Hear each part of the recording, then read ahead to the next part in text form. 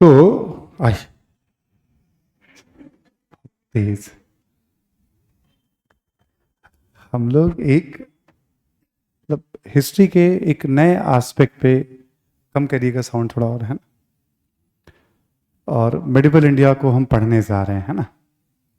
थोड़ा और कम करिएगा साउंड।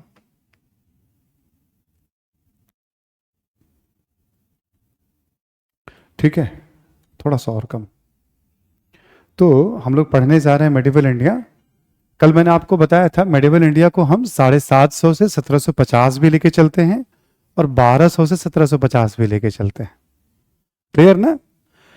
कभी आपसे सवाल पूछा जाएगा ना, मध्यकालीन भारत में साहित्य, मध्यकालीन भारत में, तो आपको सोचना हमेशा 750 ईस्वी से स्टार्ट करना है। क्वेश्चन के अकॉर्डिंग फिर आंसर का प्लान होता है। हम अभी जो पढ़ने जा रहे हैं 1200 से 1750 ईस्वी, क्योंकि ऑलरेडी हम 1200 ईस्वी तक पढ़ चुके हैं। ठीक। अब जो हम पढ़ने जा रहे हैं ये 4 हिस्सों में बढ़ जाएगा आपका। ठीक है, हम जो पढ़ने जा रहे हैं ये 4 हिस्सों में बढ़ जाएगा आपका। एक है दिल्ली सल्तनत। ठीक, इसका कालखंड माना जाता है 1206 से 1526 ईस्वी। ठीक है, अभी हम इसकी शुरुआत करेंगे हम दिल्ली सल्तनत की। फिर एक है क्षेत्रीय राज्य, ये भी 2 घंटा 3 घंटा टाइम लेगा, 3 घंटे का अराउंड। 14वीं से 16वीं सदी के बीच में जो भारत में छोटे छोटे राज्य हैं, रीजनल स्टेट, फिर एक बार बनेंगे, उसकी बात करेंगे हम। मुगल काल आगे पढ़ेंगे, 1526 ईस्वी से लेकर मेनली 1707 तक पढ़ना होता है, बट मुगलों की सत्ता 1858 तक रही है। मुगलों की सत्ता, मुगल वंश के बारे में भी पढ़ेंगे। और मुगल कंप्लीट करने के बाद विविध करके यूरोपियन व्यापारी कंपनियों के बारे में, कंपनियां मध्यकाल में आने लग गई थी भारत में, उनका एक पूरा फैक्चुअल परिचय, कॉन्सेप्चुअल परिचय। मराठों के बारे में, ठीक है, शिवाजी और उनके उत्तराधिकारी के बारे में।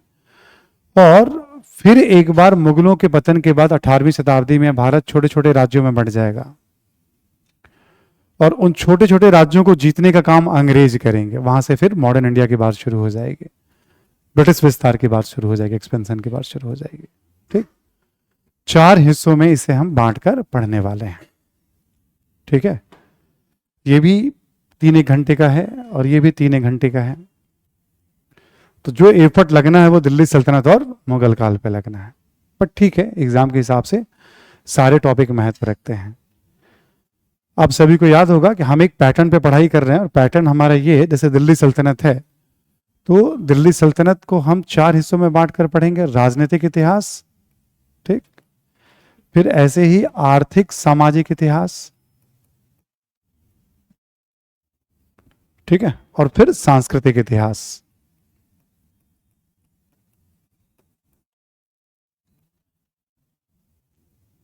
ठीक है, जैसे हम एंशिएंट हिस्ट्री को पढ़ते आ रहे हैं उसी पैटर्न पे मेडिवल हिस्ट्री में भी हम राजनीतिक इतिहास, आर्थिक इतिहास, सामाजिक इतिहास और सांस्कृतिक इतिहास। ठीक है, राजनीतिक इतिहास में हम क्या ध्यान रखते हैं जब पढ़ते हैं, तो हम वंशावली के बारे में, प्रशासन के संदर्भ में, उत्थान पतन के बारे में, कोई महत्वपूर्ण युद्ध है तो उसके ऊपर भी चर्चा होती है। यही सब पढ़ते आ रहे हैं हम लोग। सेम पैटर्न, सेम ढर्रा राजनीतिक इतिहास पे यहां होगा। आर्थिक सामाजिक इतिहास में बहुत ज़्यादा नहीं, ये भी आपका मुश्किल से 3 घंटे 2.5 घंटे का टाइम लेगा, 3 घंटे लग जाएंगे इसमें भी। ठीक, ज़्यादा कुछ नहीं पढ़ना है हमें। कुछ जो नई बातें पढ़नी है 1200 ईस्वी के बाद, जो कुछ नया हुआ भारत में वो देखेंगे हम, वरना पुरानी बातें तो आज तक चल रही है। जाति में तो हम आज भी, हमारी जातिगत पहचान है, ठीक है, वर्ण व्यवस्था, जाति व्यवस्था सब आज भी हमारे समाज में। सांस्कृतिक इतिहास में टाइम देना होगा यहाँ पे भी हमें। जब हम सांस्कृतिक इतिहास पढ़ेंगे यहाँ हम, तो स्थापत्य के बारे में पढ़ेंगे हम लोग, आर्किटेक्चर के बारे में पढ़ेंगे। कुतुब मीनार का नाम सभी ने सुना होगा, वो उसका एक पार्ट बनेगा। इंडो इस्लामिक आर्किटेक्चर हम पढ़ेंगे यहाँ। ठीक, स्थापत्य के बाद चित्रकला के बारे में कुछ नहीं है यहाँ पे, ये 2 4 मिनट का काम है बस, उससे ज़्यादा कुछ है नहीं। 2 4 बातें जाननी है। मूर्ति कला के बारे में कुछ जानना नहीं है हमें। दिल्ली सल्तनत में कोई मंदिरों का निर्माण तो हुआ नहीं है। उत्तर भारत में जब दिल्ली सल्तनत था तब दक्षिण भारत में विजयनगर वगैरह में मंदिरों का निर्माण जारी था, वो हम पढ़ चुके हैं पहले ही।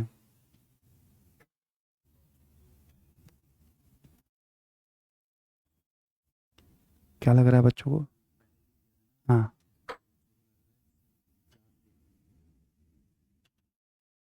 अच्छा, तो मैं कह देता हूँ बच्चों का ना, बच्चों को दिख तो रहा है ना बोर्ड पे ये, ठीक है।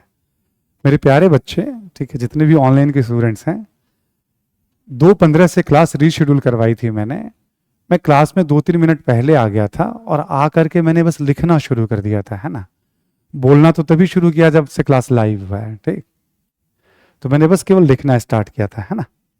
कुछ भी आपका छूटा नहीं है, जैसे जैसे मैं बोल रहा हूँ ध्यान दीजिए। ये तो इंट्रोडक्शन सा चल रहा है ना। बट एक बार इसको समझना जरूरी है कि हम पढ़ने क्या जा रहे हैं मध्यकालीन भारत में, ठीक। मेरे साथ साथ इसको नोट कर लीजिएगा, दोबारा एक बार मैं इसको भी रिवीजन कराऊंगा, क्योंकि पहली शर्त हमेशा ये होती है, हमें पता होना चाहिए कि हमें क्या पढ़ना है। कुछ भी पढ़ने जा रहे हैं, ये आदत डाल लीजिएगा, हमें पता होना चाहिए कि हमें क्या पढ़ना है इसमें, ठीक। कहां से पढ़ना है तो ऑब्वियस है क्लास नोट्स, ठीक है। कल एक किताब बताई थी मैंने आपको सतीश चंद्र की, सेम तरीका होगा। क्लास नोट्स पे यदि कमांड हो गया आपका तो किताब थोड़ा बहुत पढ़ सकते हैं, नहीं कमांड हो गया तो क्लास नोट्स पे कमांड करिए। आप समझ ही रहे हैं क्लास नोट्स पे कमांड करना कितना मुश्किल काम है। तब जबकि मैं बहुत होशो हवास में इतिहास पढ़ाता हूं, यदि मैं बेहोशी की हालत में पढ़ाने लगूं, यानी पूरी किताब को उतरवाने लगूं आपको मैं, और खोज खोज के तथ्यों को बताने लगूं, आप भी कहेंगे वाह सर ने क्या जानकारी दी है रजिया के बारे में। उसका एग्जाम से कोई लेना देना नहीं होता है। शुरू से एक आदत बना रखी है कि एग्जाम के अकॉर्डिंग ही बात करनी है और पढ़ानी है, ठीक। मैं एक बार रिपीट कर देता हूं, सभी के लिए है। हम लोग पढ़ने जा रहे हैं मध्यकालीन भारत, क्लियर। मध्यकालीन भारत जब भी बोला जाए तो 750 से 1750, 1000 ईस्वी का इतिहास। बट 750 से 1200 ईस्वी में पढ़ा चुका हूं कल तक आपको। अब हम पढ़ने जा रहे हैं 1200 से 1750 ईस्वी का इतिहास। इस बीच में क्या क्या पढ़ेंगे हम? इस बीच में हम 4 हिस्सों में बांट कर पढ़ेंगे हम, ठीक है। दिल्ली सल्तनत पढ़ेंगे हम, क्षेत्रीय राज्य पढ़ेंगे हम, मुगल काल पढ़ेंगे हम, और विविध यूरोपियन व्यापारी कंपनियां, मराठों के बारे में और 18वीं सदी के राज्य के बारे में पढ़ेंगे। ये नोट करना जरूरी नहीं है, बस आपको दिल्ली सल्तनत पे ध्यान देना है कि जब जब मैं बताऊंगा तब तब आपको ऑलरेडी मैं समझाऊंगा कि देखो क्या है। अभी दिल्ली सल्तनत बताने जा रहा हूं, इसलिए मैं दिल्ली सल्तनत के बारे में आपको समझा रहा हूं थोड़ा, ठीक। दिल्ली सल्तनत 1206 से 1526 ईस्वी का इतिहास है। 4 हिस्सों में बांट कर पढ़ेंगे, राजनीतिक इतिहास, आर्थिक सामाजिक इतिहास और सांस्कृतिक इतिहास। सांस्कृतिक इतिहास में हम क्या पढ़ेंगे? स्थापत्य पढ़ेंगे, हम चित्रकला पढ़ेंगे, ठीक है। यहां हम साहित्य भी पढ़ेंगे, और यहां हम धर्म पढ़ेंगे। धर्म को 2 तरीके से यहां देखेंगे हम, भक्ति आंदोलन और सूफी आंदोलन। धर्म को हम इस 2 हेडिंग के तहत पढ़ेंगे, भक्ति आंदोलन और सूफी आंदोलन, ठीक। और कुछ इंफॉर्मेशन हम संगीत के बारे में भी लेंगे हम,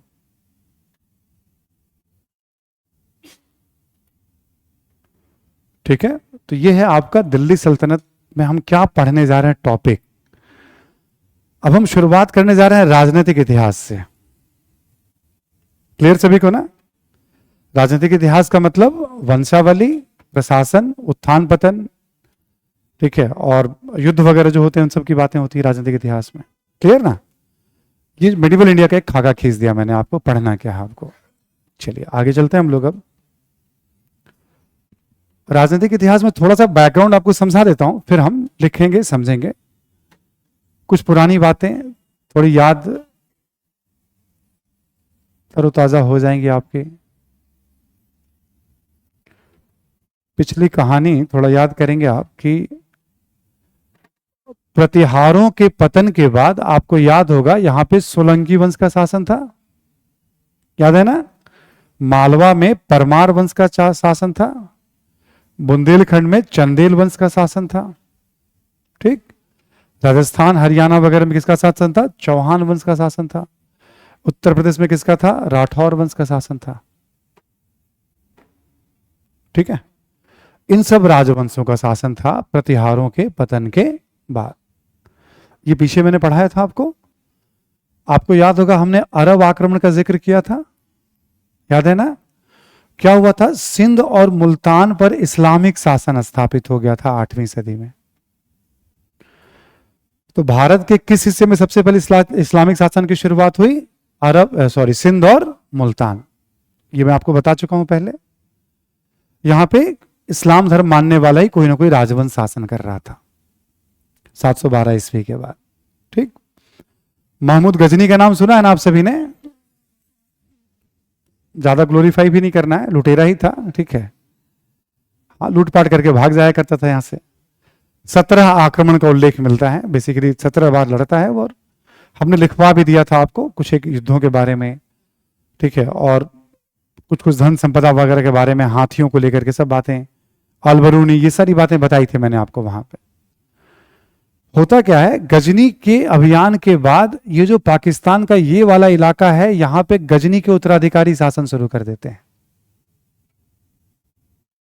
ठीक, यहां पे 8वीं सदी में इस्लामिक शासन आ गया, यहां पे 11वीं सदी में, क्योंकि 1000 से 1027 के बीच में महमूद गजनी का आक्रमण हुआ था, याद है ना सभी को? तो गजनी के उत्तराधिकारी यहां शासन करने लगते हैं। यानी भारत में सबसे पहले इस्लामिक शासक कहां दिखेंगे? आज के पाकिस्तान वाले क्षेत्र में। ठीक, आज के पाकिस्तान वाले क्षेत्र में आपको इस्लामिक शासक दिखेंगे आपको। अफगानिस्तान से आया था गजनी, आपको ध्यान होगा, है ना? इसके बाद मोहम्मद गौरी का भी हमने उल्लेख किया था। ठीक, 1175 से लेके 1206 ईस्वी के बीच में मोहम्मद गौरी के भी आपको याद होगा, आबू पर्वत की लड़ाई में हार गया था भीम द्वितीय से। तराइन का 2 युद्ध था, पहला युद्ध और दूसरा युद्ध, ये भी लिखवाया था पूर्व मध्यकाल में। चंदावर का युद्ध, 4 युद्ध तो हमने लिखवाए थे मोहम्मद गौरी के आपको पूर्व मध्यकाल के साथ। ठीक, गौरी ने क्या किया, गौरी ने यहां भी कब्जा कर लिया, गौरी ने सिंध, इन सब क्षेत्र पे शासन कर लिया अपना। तो गौरी ने पंजाब कहने का मतलब भारतीय और पाकिस्तानी पंजाब, सिंध, मुल्तान, सब पे कब्जा कर लिया गौरी ने। तो इस्लामिक शासक को हटा करके फिर वो गौरी अपना शासन, वो भी इस्लाम को ही मानने वाला है। और हमने क्या लिखाया था, गौरी ने अफगानिस्तान से लेकर के बंगाल तक, बख्तियारुद्दीन खिलजी यहां आया था। 1175 से 1206 के बीच में क्या हुआ, अफगानिस्तान से लेकर बंगाल तक किसका शासन स्थापित हो गया था? मोहम्मद गौरी का। ठीक, मोहम्मद गौरी की मृत्यु के बाद आप सभी को ध्यान होगा, उसका साम्राज्य 3 भागों में बट गया था। जब मोहम्मद गौरी मरता है तो अफगानिस्तान पर शासन होता है यलदौज का। यह बहुत खास व्यक्ति था मोहम्मद गौरी का, और अफगानिस्तान गृह क्षेत्र हो गया इनका। और सिंध और मुल्तान पर शासन होता है कुबाचा का। गौरी की मृत्यु के बाद एक शासक एक यहां बैठता है, और फिर ये पंजाब से लेकर के बंगाल तक का जो इलाका है, ये इतनी सीधी रेखा होती नहीं है मैप में, मैं बस सिंबॉलिक रूप से आपको बताता हूं दिमाग में एक आइडिया रखने के लिए। ठीक है, पंजाब से लेकर बंगाल तक का जो इलाका है, यहां पे शासन शुरू होता है कुतुबुद्दीन ऐबक का।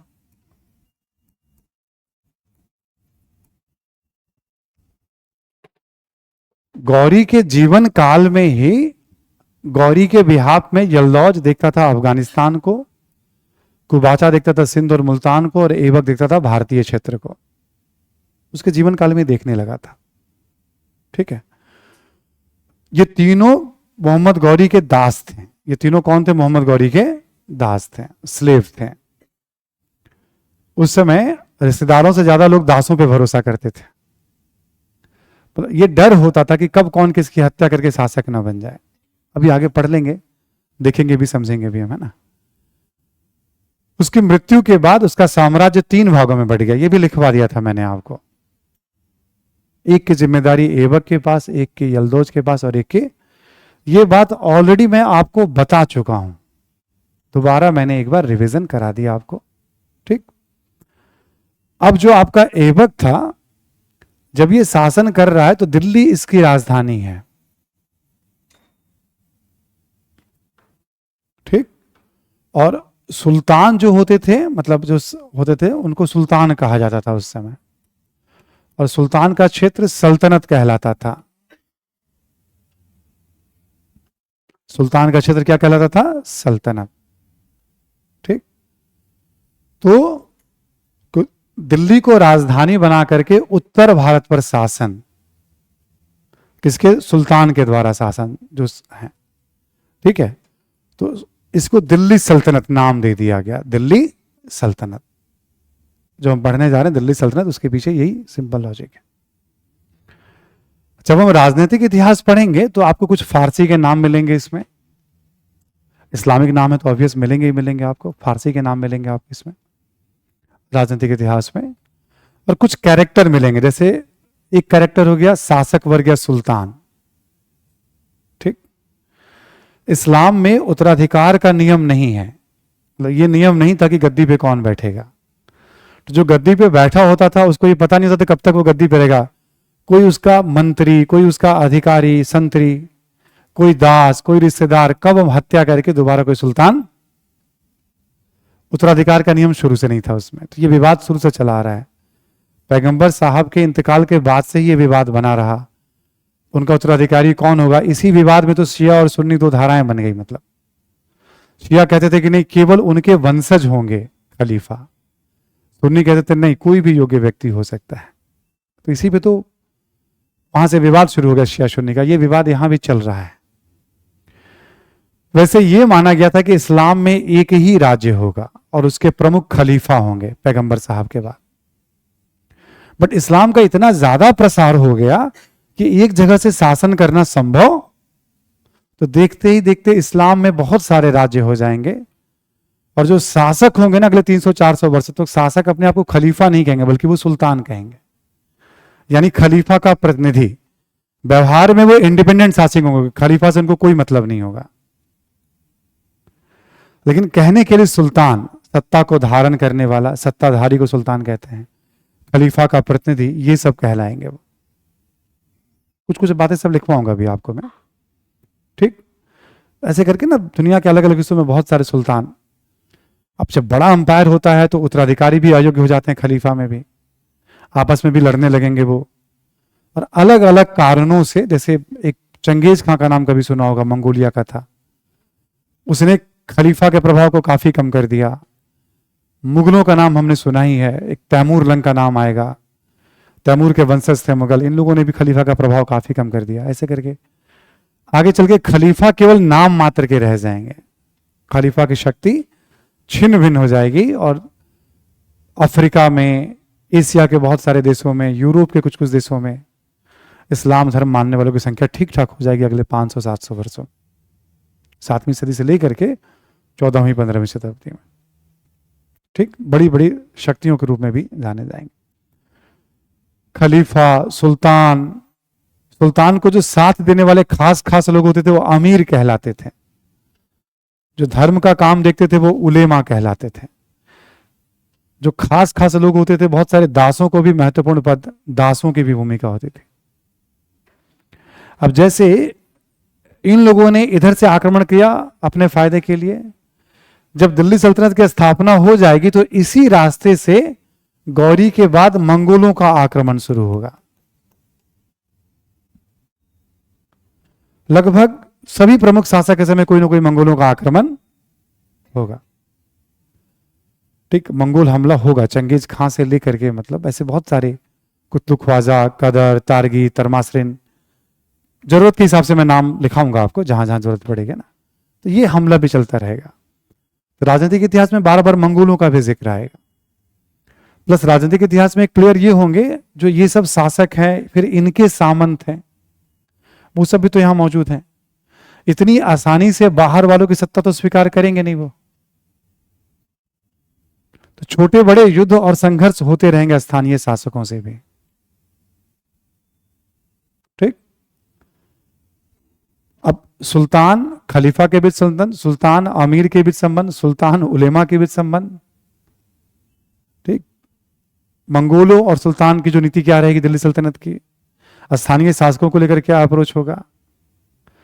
राजनीतिक इतिहास में यही सब बातें उठा पटक आएंगी, इसमें नाम बहुत सारे आएंगे। हमेशा की तरह बहुत हम लोग प्लान्ड वे में ही नाम वाम को हम लोग यहाँ प्लान करेंगे। ठीक है, नाम वाम सब हैं बहुत सारे, जरूरत की चीजों को ही हम देखने वाले हैं। लेकिन इसको कहते हैं कॉन्सेप्ट, आइडिया कि राजनीतिक इतिहास में पढ़ना क्या है। कोई भी कैरेक्टर पढ़ोगे उसमें यही सब बातें आनी है, नाम बदलता रहता है उसमें बस। मंगोलों का हमला हुआ तो कोई नेता होगा मंगोलों का, किसी अधिकारी ने विद्रोह किया तो उसका नाम होगा, स्थानीय शासक से लड़ाई हुई तो कुछ नाम होगा उसका।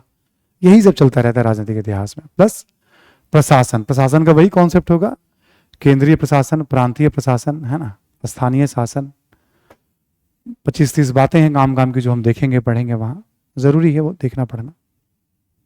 ठीक है, चलिए, तो ये थोड़ा सा आपको हमने परिचय सा दे दिया कि हम क्या पढ़ने जा रहे हैं। कुछ कुछ शब्दों को जरा, कुछ प्रमुख शब्द लिख लीजिए आप जरा।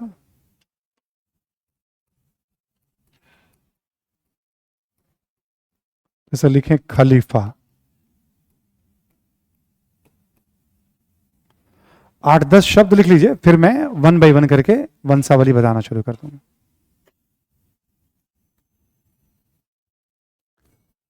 खलीफा के सामने लिख लेंगे आप कि इस्लाम में राजनीतिक एवं धार्मिक प्रमुख, इस्लाम में राजनीतिक एवं धार्मिक प्रमुख।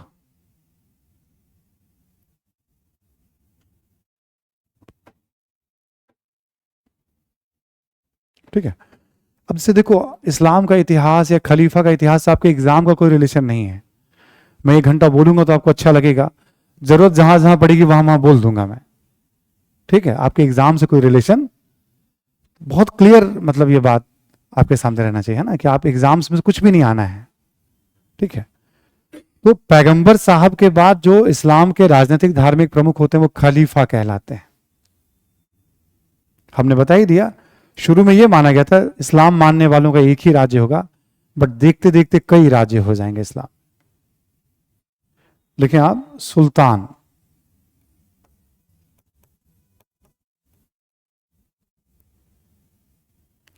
ठीक है, शासकों की उपाधि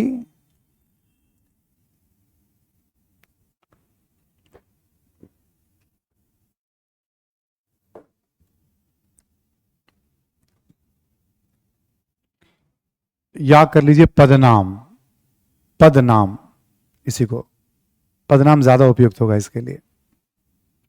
शासक जो होते थे उनको सुल्तान कहा जाता, उपाधि नहीं थी, ये पदनाम ही था बेसिकली। ठीक, उपाधि काट दीजिएगा, पदनाम कर दीजिएगा। शासकों का पदनाम हो गया, कॉमा देके लिखें आप खलीफा का प्रतिनिधि,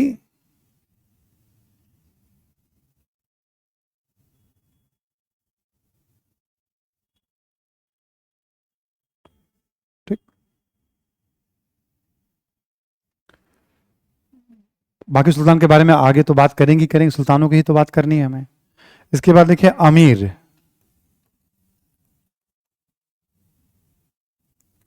लिखे महत्वपूर्ण अधिकारी, अमीर लिख लेंगे आप, महत्वपूर्ण अधिकारी, मंत्री,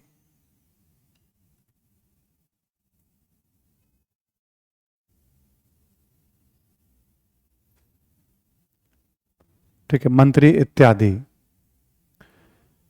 आमतौर पे क्या होता था, कोई भी सुल्तान के जो अधिकारी मंत्री वगैरह होंगे उन सब के लिए अमीर उन्हें कहा जाता था। वो रक्त संबंधों से भी जुड़े हुए होते थे या उच्च कुल के होते थे, मतलब उनको ऊंचे ऊंचे ओहदे दिए जाते थे। सुल्तान और ये अमीर, ये सब अफगानिस्तान, ईरान, तुर्कमेनिस्तान, उज्बेकिस्तान, ये सब वहां वाले हैं, बाहर वाले हैं। ठीक है, जो सुल्तान होगा वो बाहर वाला ही होगा, जो बाहर से आकर के यहां बस गया है, या ऊंचे ओहदे पर बाहर वाले ही बैठेंगे। भारतीय मुसलमानों को बहुत कम ऊंचा ओहदा मिलेगा, और भारतीयों को जहां जहां उनका शासन होगा। अब ऐसा नहीं कि पूरे भारत पे इनका शासन हमेशा रहा है, उत्तर भारत में ठीक ठीक शासन रहा है इनका, दक्षिण भारत में कुछ समय के लिए रहा है लेकिन। अमीर हो गया, अमीर के बाद देखिए उलेमा, लिख लें आप धार्मिक विद्वान,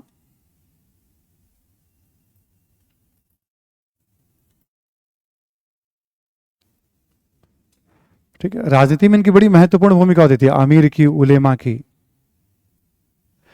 जब भी आप पढ़ोगे तो देखोगे सुल्तान, खलीफा, अमीर, उलेमा, दास, यही सब नाम आपको बार बार दिखेंगे। ठीक, लिखें दास,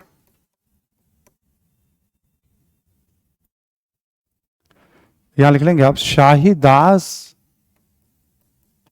शाही यानी राज परिवार के दास, शाही दास की शासन में, राजनीति में महत्वपूर्ण भूमिका रहती थी। शाही दास जो राज परिवार का दास हो गया, राजनीति में महत्वपूर्ण भूमिका होती थी।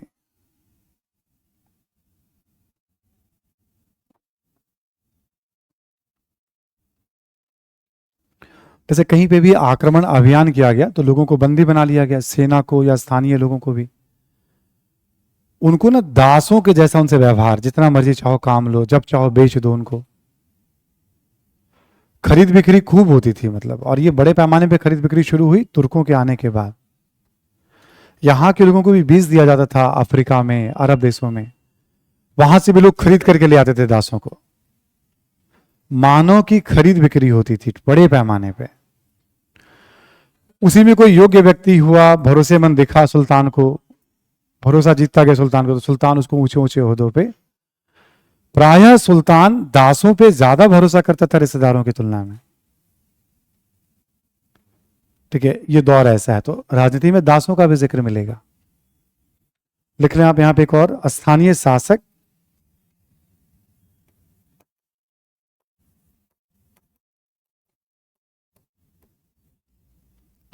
स्थानीय शासक एवं स्थानीय जमींदार।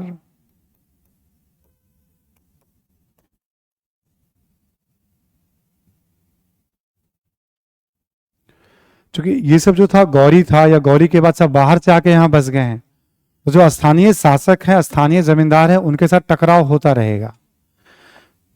स्थानीय जमींदारों को शासकों के लिए राय, रणका, रावत, उस समय की किताबों में उल्लेख किया गया है। जमींदारों के लिए वर्ड यूज किया गया है खुत या खोत, मुकद्दम, चौधरी। जमींदारों के लिए एक शब्द यूज किया गया, खोत, मुकद्दम, चौधरी। ठीक है, खोत, मुकद्दम, चौधरी को मध्यस्थ वर्ग भी कहा जाता था। मध्यस्थ वर्ग, जमींदारों को भी कहा गया उस समय के साहित्य में, और मध्यस्थ वर्ग। मध्यस्थ वर्ग कहने का मतलब, सुल्तान को किसानों से कलेक्शन चाहिए, रेवेन्यू चाहिए। जैसे मान लीजिए भाई इस क्षेत्र पे दिल्ली सुल्तान का नियंत्रण है, तो मैं यहाँ का स्थानीय जमींदार हूं, चौधरी हूं, तो मैं आपसे रेवेन्यू कलेक्ट करके किसी सरकारी कर्मचारी को, तो राज्य और किसानों के बीच मध्यस्थ की भूमिका निभाते थे। इंटरमीडियरीज, मध्यस्थ वर्ग भी इनको कहा गया किताबों में। वो सब कैरेक्टर का परिचय आपको दे रहा हूं, ये सब कैरेक्टर हैं, ठीक, जो आपको राजनीति में दिखाई पड़ेंगे। कुछ कुछ बातें और भी आएंगी प्रशासन में, जजिया, जकात, खराज, खुम्स, ये सब टैक्स है, वो सब भी लिखा दूंगा जरूरत के हिसाब से। एक और लिख लें आप, शरीयत। शरीयत कहा जाता है इस्लामिक कानून को। शरीयत कहा जाता है इस्लामिक कानून को, इस्लामिक लॉ को। ठीक है, और एक और लिख लें आप, सल्तनत होता था सुल्तान के अधीन क्षेत्र।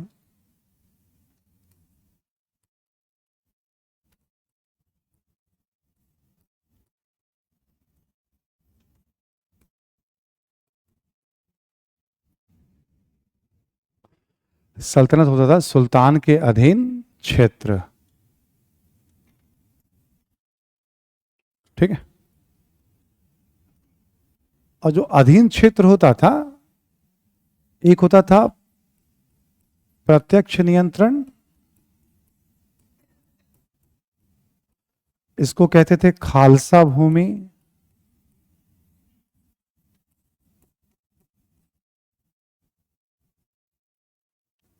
सुल्तान के दिन जो पूरा क्षेत्र होता था वो सल्तनत कहलाता था।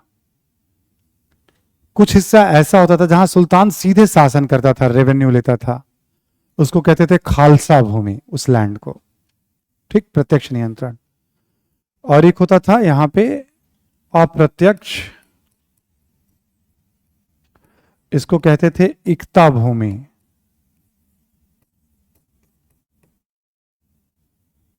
यहां अधिकारियों के माध्यम से नियंत्रण होता था।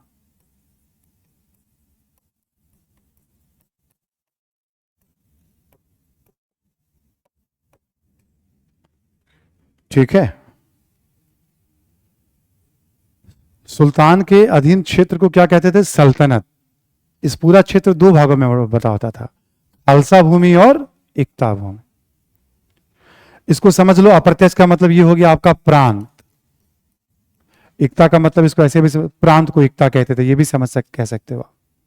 ठीक है, डायरेक्ट नियंत्रण और इनडायरेक्ट नियंत्रण, है ना। इसको ऐसे भी देख सकते हैं कि मान लो ये आपका हिस्सा है, ये दिल्ली है, तो ये हो गया खालसा भूमि और ये सब हो गया इक्ता भूमि, जितना नियंत्रण है। ठीक, दिल्ली और आसपास का क्षेत्र हो गया खालसा भूमि, जहां कैपिटल और आसपास का क्षेत्र हो गया। ठीक, ये कुछ छोटा मोटा परिचय से, बैकग्राउंड से आपको बता दिया। दिल्ली सल्तनत में जब हम पढ़ेंगे तो उसको 5 हिस्सों में बांट कर पढ़ते हैं हम लोग, दिल्ली सल्तनत को। सबसे पहला जो पढ़ते हैं इसमें हम लोग, गुलाम वंश।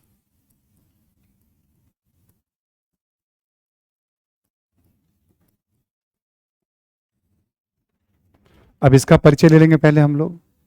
गुलाम वंश के बाद अगला जो शासन हुआ है वो है खिलजी वंश।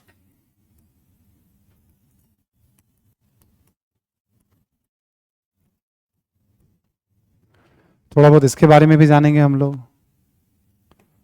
खिलजी वंश के बाद होगा तुगलक वंश।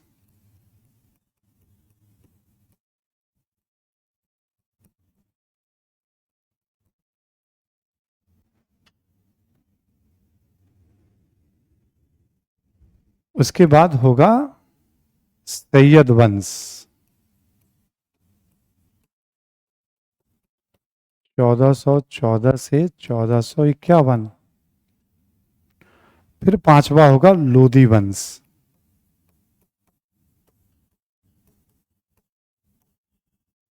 1451 से 1526।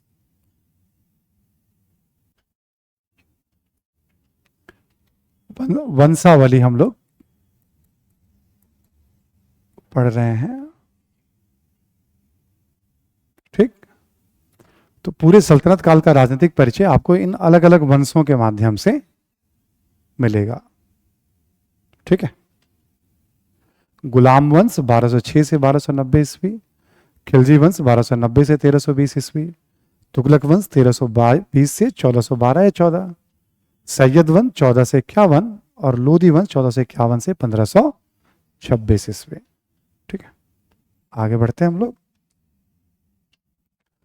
जो पहला हम लोग पढ़ने जा रहे हैं, गुलाम वंश या दास वंश या प्रारंभिक तुर्क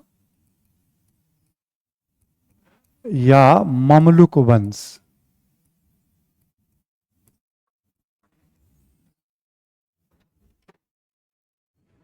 दिल्ली पर शासन करने वाला जो पहला वंश है उसको अलग अलग नामों से जाना जाता है। ठीक है, गुलाम वंश या दास वंश या प्रारंभिक तुर्क या ममलुक वंश। 1206 से 1290। ममलुक का मतलब होता है स्वतंत्र माता पिता की संतान।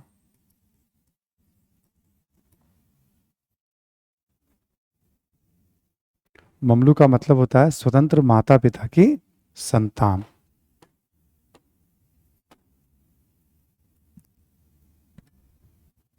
ठीक है, स्वतंत्र माता पिता की संतान। लिखा आपने। गुलाम या दास तो एक ही बात हो गया, क्योंकि इस समय ना 3 राजवंशों का शासन रहा और तीनों गुलाम रह चुके हैं। एक कुतुबुद्दीन ऐबक का वंश, एक इल्तुतमिश का वंश और एक बलबन का वंश। अभी देख लेंगे हम। क्योंकि तीनों गुलाम रह चुके थे इसलिए नाम ही दे दिया गया इसको गुलाम या दास वंश। इस्लाम में गुलाम या दास जो सुल्तान नहीं बन सकता है। तो सुल्तान तभी बन सकता है जब वो दासता से मुक्ति पत्र उसे मिल गया हो। तो दासता से मुक्ति के बाद जिन लोगों ने शासन किया है उनको मिस्र में ममलुक कहा गया है, इजिप्ट में। तो इनके लिए भी एक नाम किसी ने सुझाव दे दिया, भाई इसको ममलुक वंश भी कह सकते हैं। ये तुर्की भाषाई परिवार, भाषाई समूह की भाषा को बोलते थे।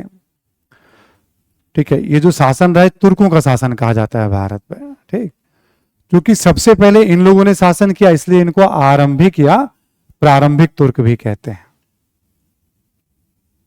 ठीक, तो सिंपल सा नाम है, नाम पे पूछेगा नहीं, बट ये अलग अलग नाम यूज किए जाते हैं, थोड़ा आपको एक आइडिया रहेगा क्यों यूज किए जाते हैं। ठीक, इसमें कुल 11 प्लेयर हैं। जो जो काम का प्लेयर होगा उसके बारे में 2-4-5 जानकारी लेंगे हम एक एक शासक में। जब हम यहां पढ़ेंगे तो शासक से संबंधित साहित्य और स्थापत्य नहीं पढ़ने जा रहे हैं हम। राजनीतिक परिचय तक ही उस सबको कल्चर में पढ़ेंगे हम, सांस्कृतिक इतिहास में पढ़ेंगे। ठीक, नॉर्मल शासकों के बारे में काम काम की बातें 2-4-5-7 जितना जिसमें जानकारी चाहिए हम वो लेते जाएंगे। ठीक, इस कड़ी में पहला नाम है कुतुबुद्दीन ऐबक का।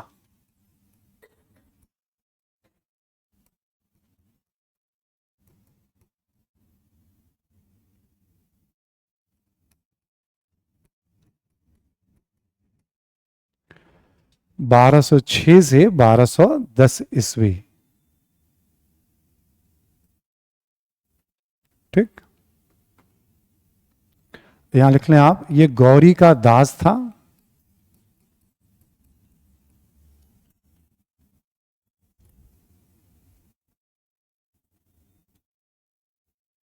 ठीक है, गौरी का दास था और 1206 ईस्वी तक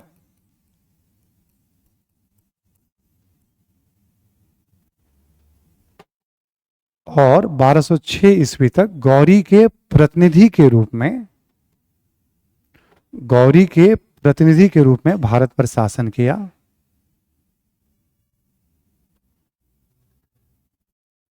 गौरी के प्रतिनिधि के रूप में भारत पर शासन किया।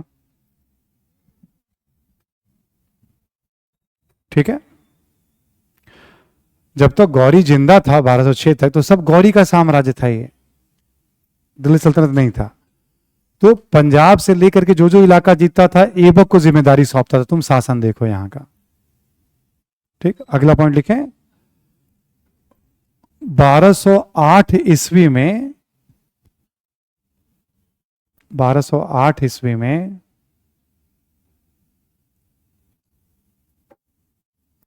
इसने दासता से मुक्ति पत्र प्राप्त किया।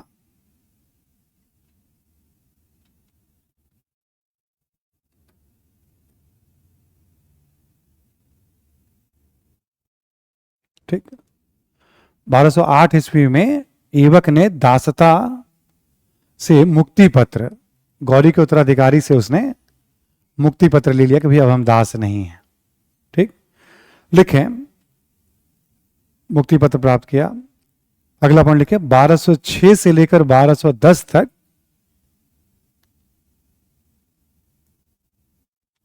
1206 से लेकर 1210 तक उत्तर भारत में शासक के रूप में शासन किया।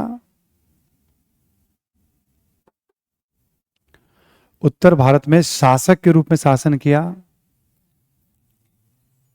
शासन किया।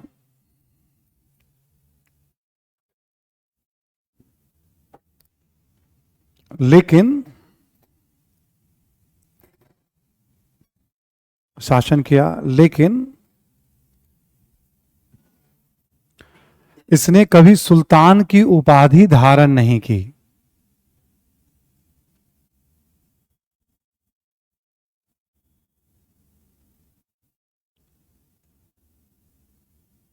ठीक, ये अपने आप को कभी सुल्तान नहीं कहा इसने, कुतुबुद्दीन ऐबक ने।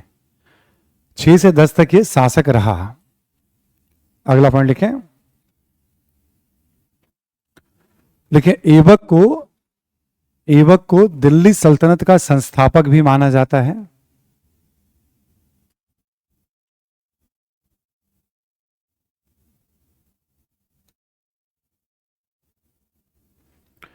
ऐबक को दिल्ली सल्तनत का संस्थापक भी माना जाता है। मतलब माना जाता है कि यहीं से एक नए राज्य की शुरुआत हुई भारत में। ठीक है, एक दो पॉइंट और लिख लें इसके बारे में। लिखें, दिल्ली के साथ साथ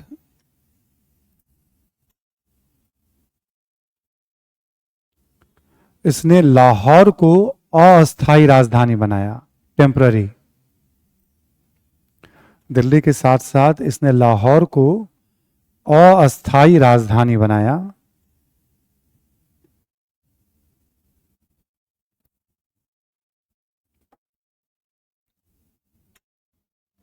ठीक है, एक और पॉइंट लिखें आप, यल्दौज एवं कुबाचा से, यल्दौज एवं कुबाचा से दिल्ली सल्तनत को सुरक्षित रखा।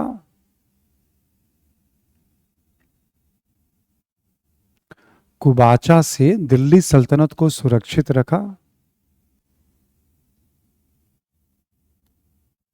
ठीक है, अभी समझा भी दूंगा, है ना, क्योंकि सबसे बड़ा हिस्सा तो इसी को मिल गया था और सबसे आय वाला हिस्सा तो यल्दौज भी इससे चिढ़ता था, अफगानिस्तान वाला कुबाचा भी चिढ़ता था, दोनों से युद्ध भी हुआ इसका। ठीक, बट उससे सुरक्षित रखा। नेक्स्ट पॉइंट लिखें आप, 1210 ईस्वी में, 1210 ईस्वी में लाहौर में चौगान खेलते हुए, चौगान एक तरह का खेल है घुड़सवारी का, जैसे आजकल एक पोलो गेम कभी कभी सुनते होंगे, पोलो, घोड़ा पे बैठ करके जो स्टिक से खेलते हैं, ये वैसा ही कुछ खेल हुआ करता था उस समय। 1210 ईस्वी में लाहौर में चौगान खेलते हुए घोड़े से गिरकर इसकी मृत्यु हो गई। ध्यान रखिएगा, घुड़सवारी में भी खतरा है। घोड़े से गिरकर इसकी मृत्यु।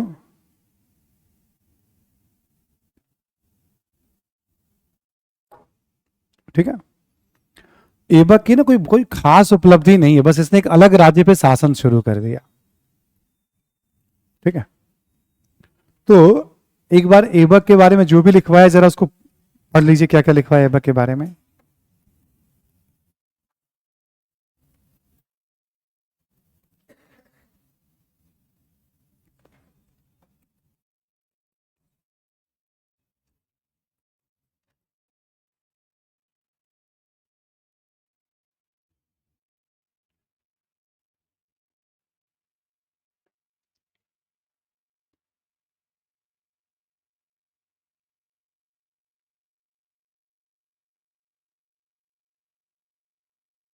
ठीक है, अब जैसे अब जब किताब पढ़ेंगे तो कभी कुबाचा से युद्ध का उल्लेख मिलेगा, वैवाहिक संबंध का भी, यल्दौज से भी, गजनी पे कब्जा किया, गजनी से भागना पड़ा। ये लाहौर में इसलिए रहता था ताकि इन दोनों को टैकल कर सके दिल्ली की जगह पे। ठीक, ताकि यल्दौज कुबाचा दोनों बार बार दावा करते थे। इसकी उपलब्धि बस यही है कि जब तक रहा शासक के तौर पे रहा, अपने आप को शासक कहता नहीं था कि लोगों की नजर ना लग जाए। ठीक, बट शासक के तौर पे जिया, एक खेलते हुए मृत्यु हो गई। अब इसका कोई उत्तराधिकारी था या नहीं ये बहुत स्पष्ट नहीं है। ठीक है, ठीक है, इसका कोई उत्तराधिकारी था या नहीं ये बहुत स्पष्ट नहीं है। इसको भी लगता है इतिहास दिल्ली सल्तनत से बहुत प्रेम है। ठीक है, है ना, या हो सकता है कभी यूपीएससी एस्पिरेंट रहा हो किसी जन्म में। डरिएगा मत, हम लोग भी क्या पता ऐसे कभी उड़ते हुए आए, है ना, किसी क्लास में। ठीक है, तो ऐसे बहुत सारे घटनाक्रम मिलेंगे।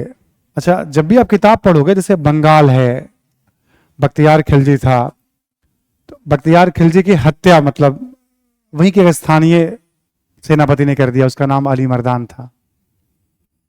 ठीक है, तो फिर उसके पीछे कोई और पड़ गया। ठीक है, वो जान बचाकर भागा ऐबक के पास, ऐबक ने अवध वाले, ऐसे ना बहुत सारे कैरेक्टर, कैमाज रूमी को बोला, कैरेक्टर बहुत सारे किताबों में मिलेंगे, आपको कभी पढ़ेंगे आप। उस तरह के कैरेक्टर का एग्जाम से कोई रिलेशन नहीं रहता है, जीएस में कभी इस तरह से नहीं पूछे जाते हैं। ऑप्शनल के जमाने में थोड़े बहुत ऐसे होते थे, है ना, मोटी मोटी प्रमुख प्रमुख बातें, कॉन्सेप्ट, आइडिया, कहीं कहीं इंफॉर्मेशन भी हम लोग ऐसे रखते हैं। ठीक है, तो बंगाल थोड़ा दूर पड़ जाएगा ना दिल्ली से, तो हमेशा बंगाल में विद्रोह होते रहेंगे हर शासक के समय, और विद्रोह के दमन के लिए कुछ ना कुछ कदम उठाया जाएगा। तो ये हो गई ऐबक के बारे में एक सारांश, इसको संस्थापक। तो ऐबक का उत्तराधिकारी था या नहीं, इसको लेकर थोड़ा कंट्रोवर्सी है। ये सब बातें इतने कॉन्फिडेंस से क्यों कही जा रही है? उस समय ना इस्लाम में इतिहास लिखने की परंपरा थी, और हर शासक का रिकॉर्ड रखा जाता था दरबार में लेखक के द्वारा। ठीक, शासक भी बड़ी मदद करते थे उसको, और लेखक भी रखता था रिकॉर्ड। तो सब चीजें तारीख के साथ मिल जाती हैं, हाँ ये इस समय बना, इस समय मरा, ऐसे मरा। दो चार अलग अलग साहित्य में भी इस तरह की बातें कॉन्ट्राडिक्टरी जो कम होती हैं मिल जाती है जानकारी। तो हमने क्या कहा था, इस्लाम के साथ आप देखोगे आपको एक्यूरेसी के साथ जानकारी मिलनी शुरू हो जाएगी, ये था, ऐसा था। ठीक है, तो यहां इंफॉर्मेशन आपके बढ़ने लग जाएंगे पहले की तुलना में। पहले चूंकि कंट्रोवर्सी है तो फायदा हमें मिल जाता है, हम अनावश्यक पढ़ने लग जाते हैं, किसी किताब को पढ़ने की जरूरत ही नहीं है। कंट्रोवर्सी का मतलब एग्जाम में आएगा नहीं, मिनिमम बातें जानना है, इसका स्वीकार करना ही पड़ेगा।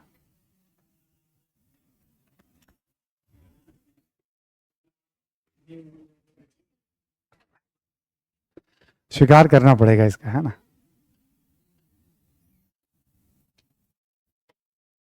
अब वैसे भी इस्लाम वाली क्लास चल रही, कौन सी बुद्धिज्म की क्लास है? ठीक है, फिर आ गया यहां पे।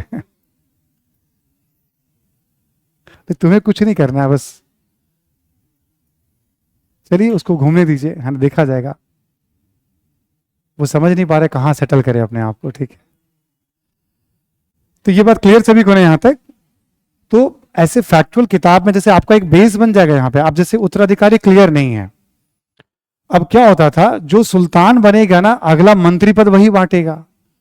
तो लाहौर में जो ऐबक के करीबी थे ना, उसने किसी एक व्यक्ति को सुल्तान बना दिया, उसका नाम था आराम शाह, उसका नाम ही था आराम शाह, ताकि अच्छे अच्छे मंत्री पद मिल जाए। दिल्ली जो एक्चुअल कैपिटल थी, वहां बैठने वाले अमीरों को बहुत तकलीफ हुई कि लाहौर वाले सारे अच्छे पोस्ट ले जाएंगे। तो दिल्ली वालों ने क्या किया, ऐबक का अपना एक दामाद था इल्तुतमिश, बेटी तो थी, बेटा नहीं था ऐबक का, कंट्रोवर्सी है, उसने इल्तुतमिश को पकड़ा कि भाई सुल्तान तुम बनो। तो दिल्ली वालों ने इल्तुतमिश का समर्थन किया। इल्तुतमिश ने क्या किया, एक युद्ध में आराम शाह को हरा दिया, उसकी हत्या हो गई। उसके बाद इस पूरे क्षेत्र का सुल्तान इल्तुतमिश बन जाएगा। तो बीच में कुछ शासक का नाम केवल क्रम बताने के लिए आएगा, याद रखने की जरूरत नहीं है। कुछ कुछ शासक में 2 4 5 7 बातें से बताऊंगा मैं आपको, वहां पढ़ना है, जानना है। ठीक, जैसे इसके बाद आराम शाह आया, तो उसकी छोटी सी स्टोरी है और लिखना कुछ भी नहीं है उसके बारे में। ठीक, तो ऐबक की कहानी हम लोगों ने बात कर ली, पॉलिटिकली क्या था ऐबक, है ना। एक पॉइंट और ऐसे लिखना चाहें तो लिख लीजिए आप, ऐबक को लाख बख्श कहा जाता था,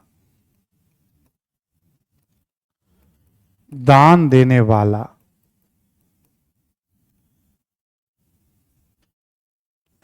ऐबक जो था वो दान देने वाला, लाख बख्श। ठीक है, दानी व्यक्ति था वो, है ना।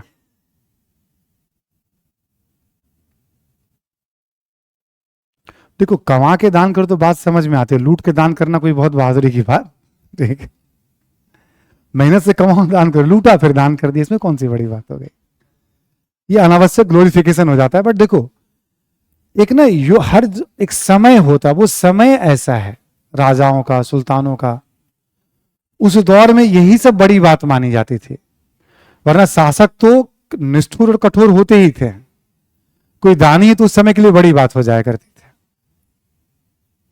ठीक है, तो वो एक दौर होता है, आज के लिए नॉर्मल बात है। ठीक है, कुतुबुद्दीन ऐबक के बाद दूसरा लिखें आप, नाम आराम शाह।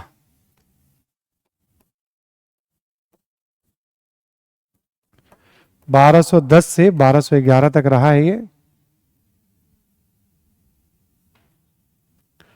और इसके बारे में कुछ लिखना नहीं है, बस जो बातें मैंने बता दी बस वो काफी था। आराम शाह के बाद बनता है इल्तुतमिश। जैसे पूरा नाम इसका है शमशुद्दीन इल्तुतमिश, है ना। आराम शाह के बाद बनता है इल्तुतमिश, ये इंपॉर्टेंट है।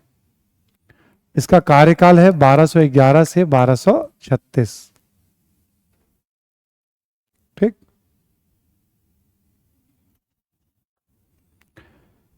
ऐसे जानने के लिए मैं बताऊं, ये भी ऐबक का दास था, ये ऐबक का दास था। ठीक, बट काफी साहसी था, वीर था। इसकी वीरता से गौरी भी प्रभावित हुआ। गौरी ने ऐबक को कहा तुम इसे दासता से मुक्त कर दो। ऐबक भी बहुत प्रभावित था, तो ऐबक ने अपनी बेटी की शादी भी इससे कर दी। और ऐबक के जीवन काल में बदायूं पड़ता है पश्चिमी उत्तर प्रदेश में, ये बदायूं का इक्तादार था। अभी थोड़ी देर पहले हमने बताया खालसा और इक्ता, ठीक, यानी एक तरह से प्रांत। बदायूं एक प्रांत था और उसका इक्तादार था इल्तुतमिश। और इसको दिल्ली सल्तनत का वास्तविक संस्थापक कहा जाता है, माना जाता है। ठीक, क्यों ऐसा माना जाता है, सारे बिंदुओं को भी यहां हम देखेंगे। हम लिखें आप इल्तुतमिश के बारे में, बदायूं का इक्तादार,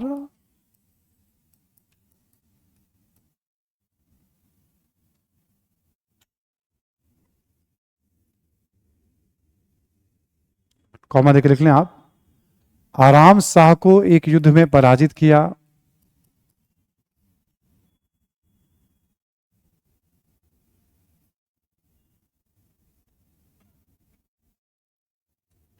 आराम शाह को एक युद्ध में पराजित किया। ठीक, नेक्स्ट पॉइंट लिखें, प्रथम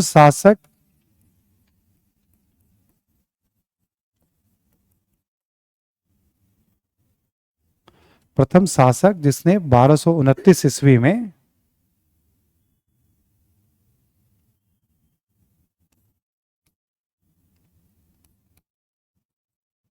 29 ईस्वी में बगदाद के खलीफा उस समय इराक के बगदाद में रहते थे। 29 ईस्वी में बगदाद के खलीफा से मान्यता प्राप्त की।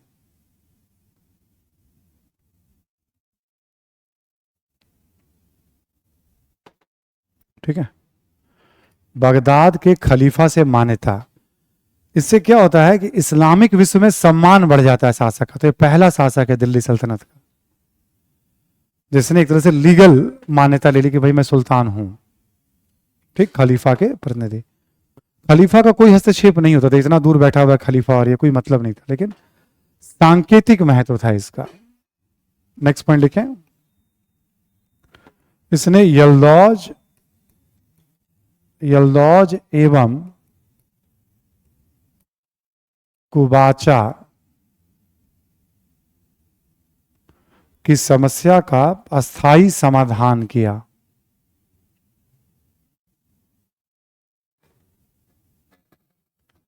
यल्दौज एवं कुबाचा की समस्या का अस्थायी समाधान किया।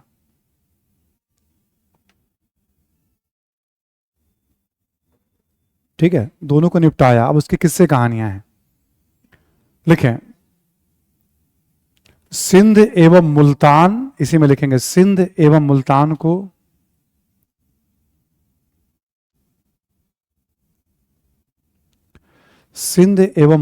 को दिल्ली सल्तनत में मिलाया।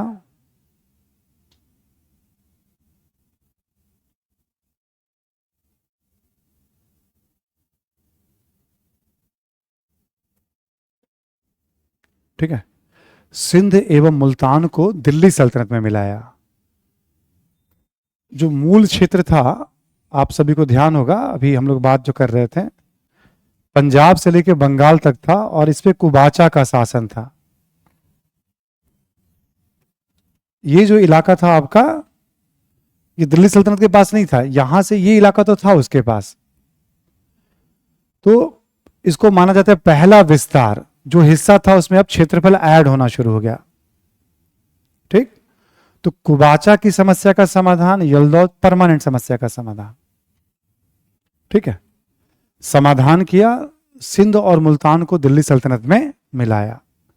इसी में लिखें, तथा अफगानिस्तान की राजनीति से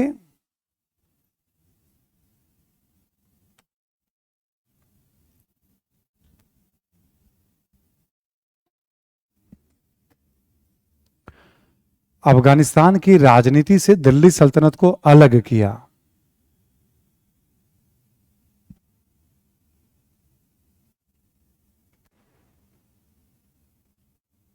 दिल्ली सल्तनत को अलग किया। अब कहने का मतलब है, गौरी का कोई भी प्रतिनिधि या दास अब कभी भी दावा नहीं करेगा कि दिल्ली मेरा है। इसने इस कदर कुटाई की कि उसके बाद वो कहानी। तो इसको वास्तविक संस्थापक इसलिए कहते हैं कि अफगानिस्तान से पूरी तरह से अलग किया, खलीफा से मान्यता ली, और भी इसने बहुत सारे काम किए। इसलिए इसको कहा जाता है दिल्ली सल्तनत का ये वास्तविक संस्थापक था, एक्चुअल फाउंडर था। ठीक, नेक्स्ट पॉइंट लिखें, लिखें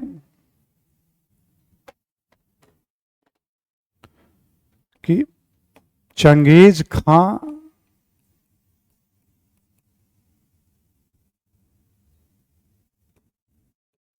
के हमले से, या खतरे कर लीजिएगा, चंगेज खां के खतरे से दिल्ली सल्तनत को बचाया।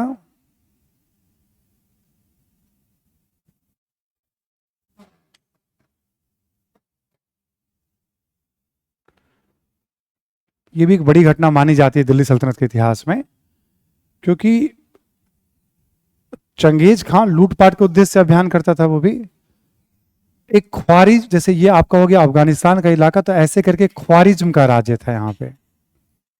कुछ ईरान में था, कुछ अफगानिस्तान में था, कुछ ये तुर्कमेनिस्तान वगैरह, जो भी उज्बेकिस्तान का इलाका आपका होता है। एक ख्वारिज्म का अंपायर था यहाँ, और इसका शासक था मांग बरनी। वो चंगेज के डर से भाग करके भारत में सिंध के इलाके में चला आया था। चंगेज खां भी भारत की सीमा में आ गया। इल्तुतमिश ने कहा जाता अपना दूध भेजा और चंगेज खां को कन्विंस किया, भाई देखो हम कोई मदद नहीं कर रहे, तुम हमें मतलब बख्श देना। चंगेज खां कन्विंस हुआ, कुछ समय तक इंतजार किया, मंगबरनी पकड़ में नहीं आया, वो वापस लौट गया। वरना वो जहां जाता था दिल्ली सल्तनत की कहानी तभी खत्म हो जाती। ये तय था कि मंगोल शासन तो नहीं करते थे कहीं पे भी, बट दिल्ली सल्तनत भी नहीं चल पाता, कहानी खत्म हो जाती। फिर आगे फिर किसी न किसी भारतीय शासक का ही शासन होता। इसके लिए तो बहुत अच्छा था, किसी किसी तरह से बचा लिया उसको। क्यों?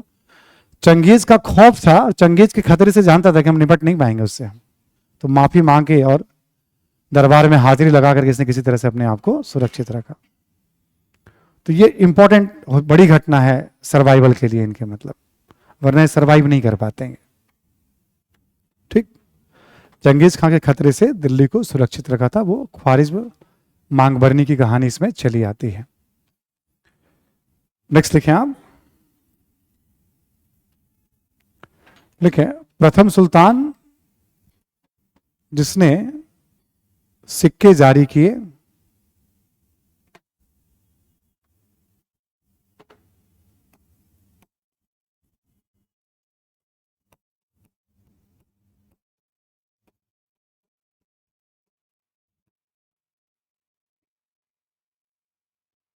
एक सिक्के का नाम है टंका और एक का नाम है जीतल।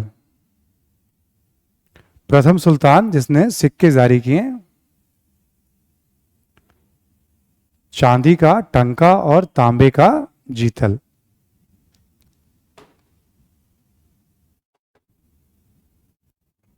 ठीक है, ब्रैकेट में लिख लें आप, सिक्के जारी करना, सिक्के जारी करना शासक के संप्रभुता का प्रतीक माना जाता था।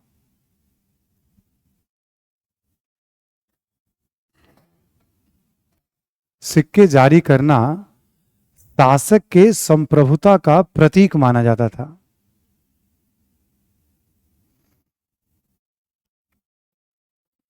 ठीक है, प्रतीक माना जाता था। तो ये पहला सुल्तान है जो सिक्का जारी कर रहा है। ठीक, नेक्स्ट पॉइंट लिखें आप।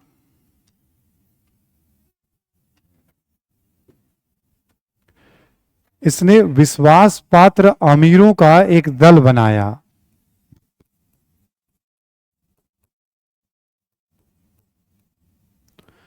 इसने विश्वास पात्र अमीरों का एक दल बनाया।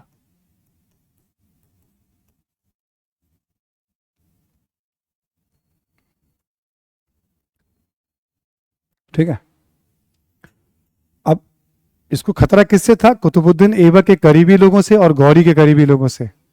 इसने अपनी टीम बनाई, उस टीम का नाम रखा दल चालीसा। दल चालीसा या तुर्काने चेहलगानी।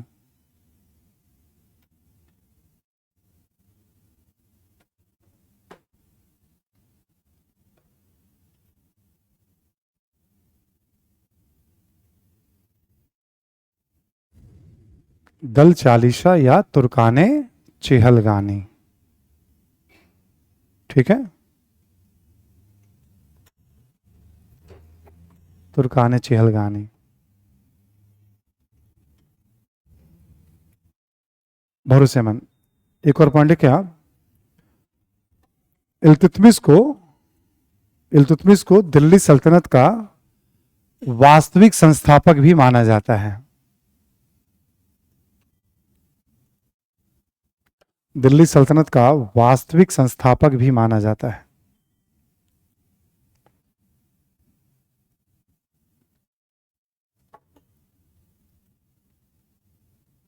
ठीक है, तो वास्तविक संस्थापक क्यों कहा जाता है? यही सब उसके कार्यों के कारण कि भाई इसने दिल्ली को अस्थायी राजधानी बनाया।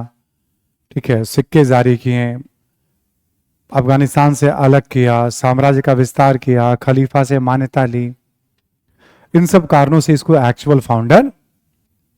ठीक है, तो ऐबक की बात हो गई, आराम शाह की बात हो गई, इल्तुतमिश की बात हो गई। वंशावली और राजनीतिक परिचय पे चल रहे हैं हम लोग। ठीक है, इल्तुतमिश के बाद लिखें आप रुकनुद्दीन फिरोज शाह।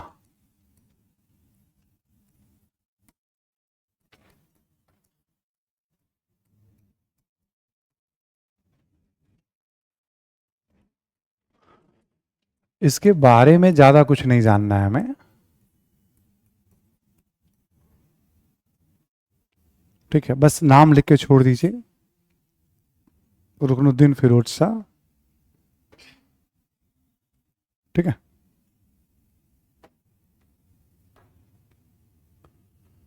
बेसिकली क्या था, इल्तुतमिश चाहता था कि उसकी बेटी रजिया जो है वो सुल्तान बने, और उसने घोषित भी कर दिया था कि भाई मेरे बाद सुल्ताना जो है रजिया बनेंगे।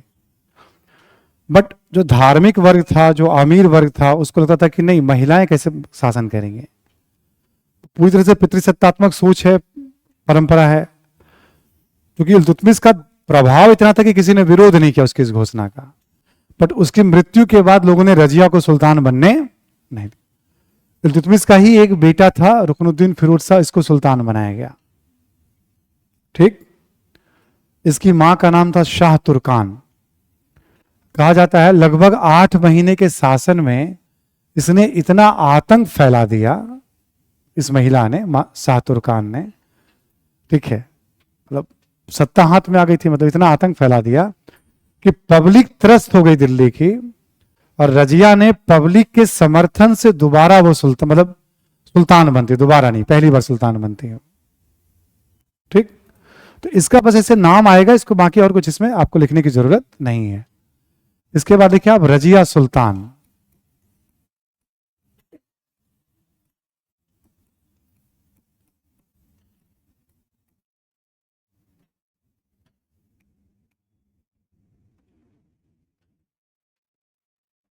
इसके बारे में 4-5 पॉइंट हमें लिखना है, ठीक है। एक तो देखो, पहली महिलाएं जो सुल्तान बनती हैं, है ना, फिर इसके बाद सल्तनत काल और मुगल काल में कोई और महिला नहीं मिलेंगी जो सुल्तान बनेंगे, ठीक है ना। फर्स्ट महिला जो सुल्तान बनती है ना, इनके पहला पॉइंट लिखें आप कि इल्तुतमिश ने रजिया को अपना उत्तराधिकारी नियुक्त किया था।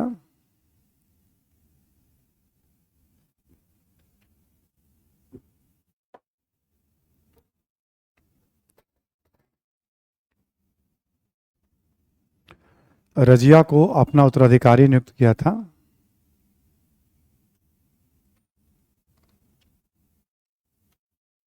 लेकिन अमीरों एवं उलेमाओं ने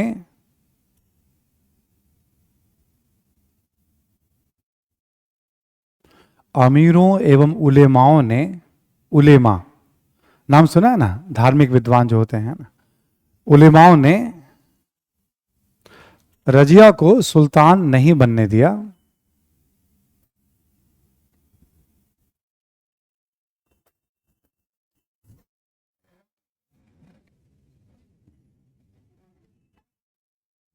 ठीक है, उलेमाओं ने रजिया को सुल्तान नहीं बनने दिया। अगला पॉइंट लिखें, दिल्ली की जनता की मदद से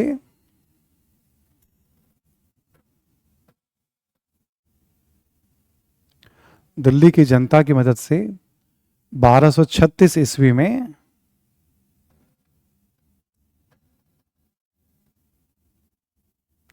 रजिया सुल्तान बनती हैं।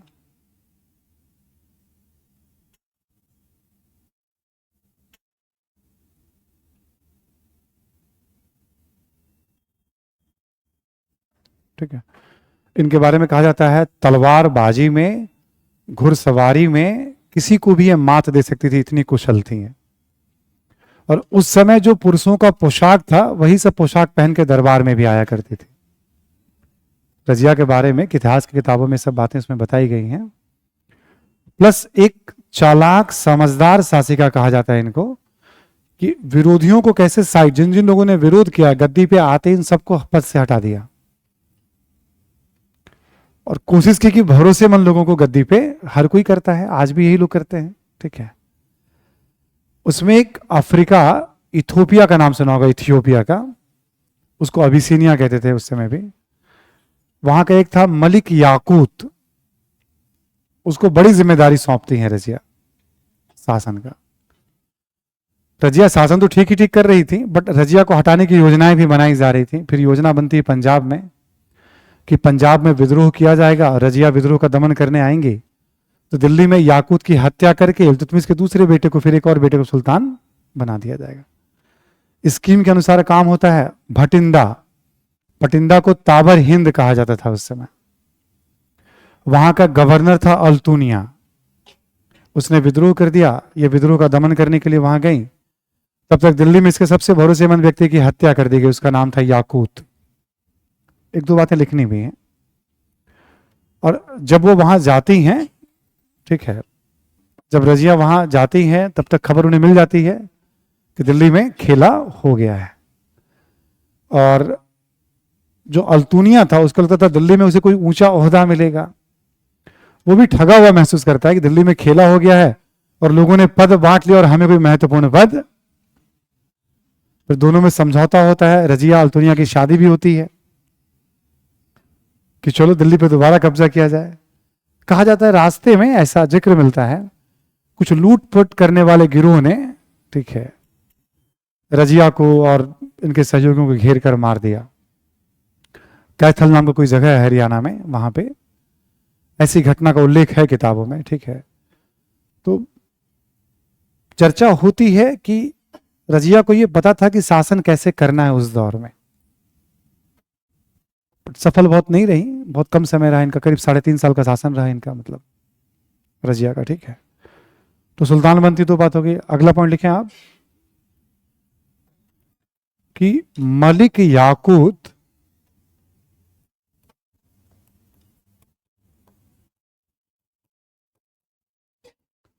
ये अबिसीनिया का रहने वाला था ये।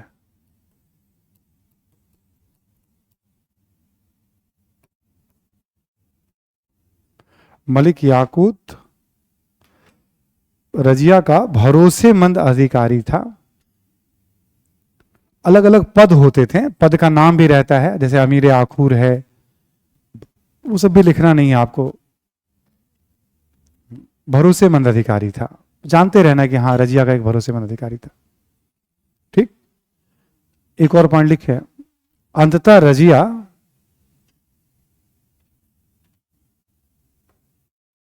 अमीरों एवं उलेमाओं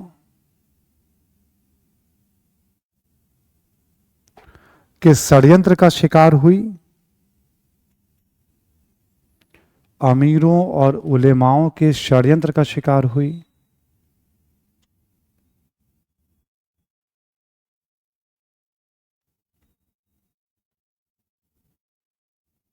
ठीक है, उलेमाओं के षड्यंत्र का शिकार हुई रजिया जो है। ठीक है, और लिखने की जरूरत नहीं है, हत्या कर दी गई, ध्यान तो रहेगा ही आपको ऐसे भी पढ़ते लिखते हुए भी, है ना। लुटेरों ने, डाकुओं ने घेर कर रजिया को मार दिया था। तो थोड़ा सा कार्यकाल इसका है, क्योंकि महिला सुल्तान है इसलिए इंटरेस्टिंग चर्चा हो जाती है रजिया की भी। ऐबक, आराम शाह, इल्तुतमिश, रुकनुद्दीन फिरोज शाह, और पांचवा प्लेयर है, फोर्थ राउंड पे रजिया आई थी, है ना। पांचवा प्लेयर हो गए सुल्तान, 5 प्लेयर हो गए आपके। रजिया के बाद फिर अमीर ही तय करेंगे कि अगला सुल्तान कौन होगा। इसके बाद सब इल्तुतमिश के परिवार के ही हैं, लेकिन बहराम शाह 1240 से 1242,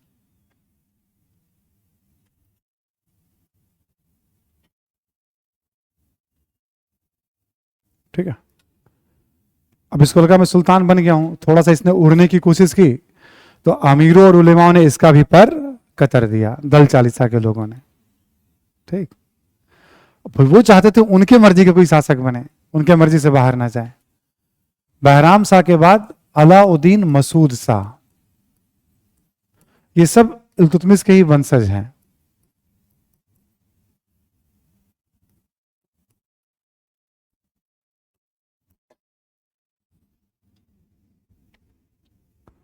अलाउद्दीन मसूद शाह, इसकी भी कहानी सेम होनी है। शुरू में ठीक रहेगा, बाद में ये भी उड़ने की कोशिश करेगा, इसका भी पर हत्या कर दी जाएगी, सबका विकेट। सामान्य मृत्यु तो किसी को मिलती ही नहीं थी, असमान, असाधारण मृत्यु।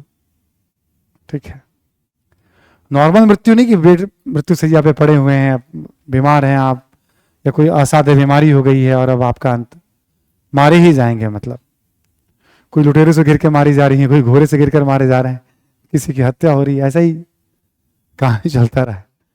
इसके बाद बनेगा नसीरुद्दीन महमूद।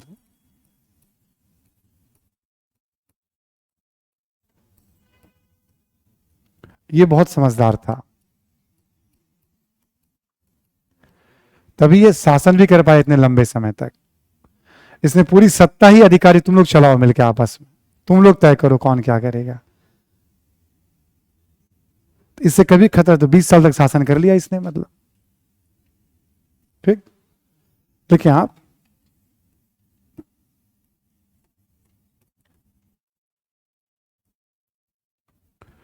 कि इसके शासन काल में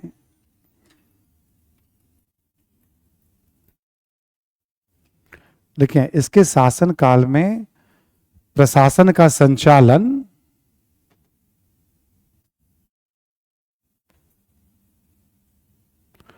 मुख्यतः बलबन के द्वारा किया गया।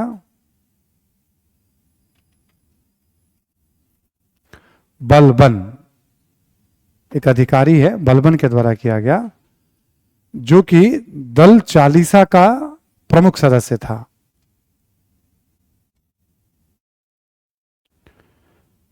जो कि दल चालीसा का प्रमुख सदस्य था।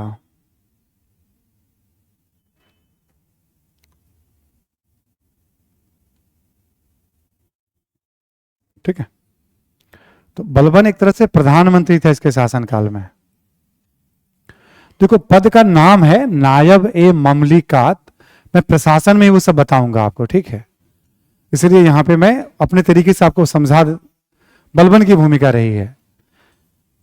एक व्यक्ति ऐसा था, सुनना लिखना नहीं, इमामुद्दीन रेहान, 1 साल के लिए उसने सिटिंग करके बलबन को हटा दिया था और प्रधानमंत्री बन गया था। वो भारतीय मुस्लिम था। वो सारे तुर्क सब एक हो गए और रेहान की भी हत्या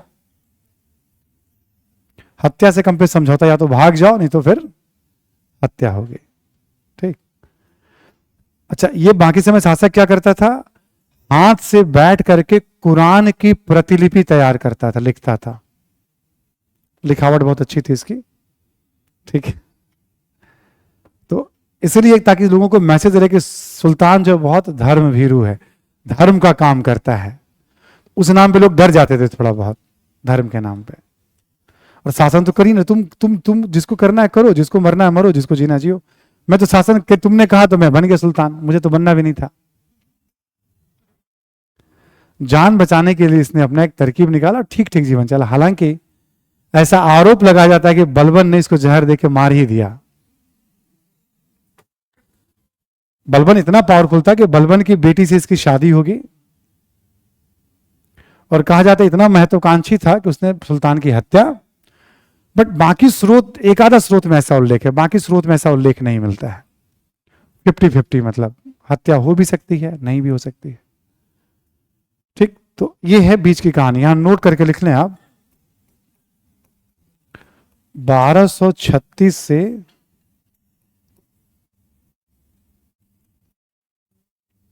1265,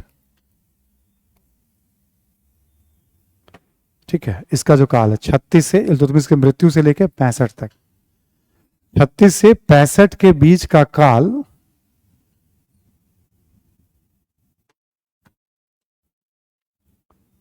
काल अमीरों एवं सुल्तानों के बीच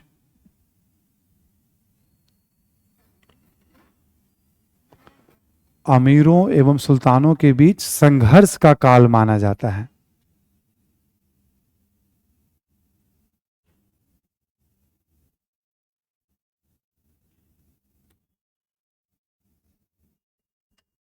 अमीरों एवं सुल्तानों के बीच संघर्ष का काल माना जाता है, ठीक है। ऐसे कॉन्सेप्चुअली जानने के लिए, इसमें अमीर हावी हैं और सुल्तान का विकेट बार बार वो निकाल ले जा रहे हैं, ठीक। एक सुल्तान गद्दी पे बैठता है, तब तक फिर वो गीत गाते, तू चल मैं आई, तू चल, फिर दूसरा बैठता है, फिर तीसरा बैठता है, ऐसे करके चला। बलबन सभी खेल में शामिल था, सभी सुल्तानों को हटाने में, ठीक। अब वो खुद सुल्तान बनेगा, तो उसे ये पता था कि सुल्तान को हटाया कैसे जाता है। तो अमीरों के सारे दाव पेच को वो कमजोर कर देगा और सफलतापूर्वक शासन, मतलब इस खेल का सबसे बड़ा जो महारथी था वो बलबन ही था, ठीक। इसके बाद बलबन शासन करेगा। तो एक कुतुबुद्दीन ऐबक का वंश हो गया, फिर ये सब इल्तुतमिश के वंशज हैं। अब यहां से बलबन और उसका वंशज, बलबन भी गुलाम था, इल्तुतमिश भी गुलाम था और ऐबक भी गुलाम था। तो 3 गुलामों के वंशों ने शासन किया, इसलिए पहले वाले फेज को गुलाम वंश या दास वंश कहते हैं। क्योंकि सब गुलामी से मुक्त हो गए थे, इसलिए इसे ममलुक वंश भी कहा जाता है, ठीक। अब आप लिखें बलबन।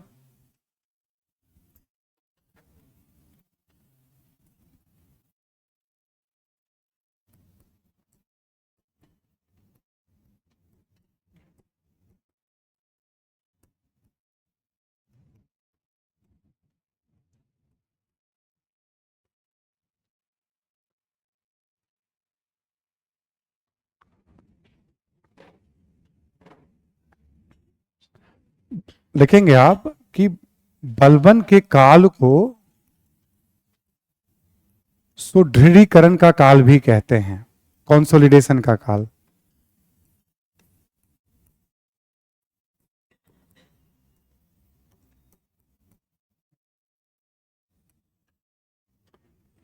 बलबन के काल को सुदृढ़ीकरण का काल भी कहते हैं, कंसोलिडेशन का काल भी कहते हैं।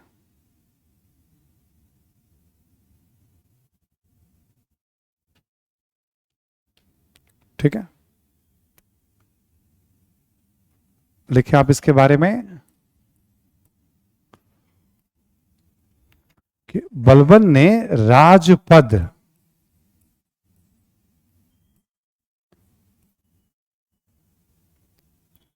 बलबन ने राजपद की गरिमा को बनाए रखने के लिए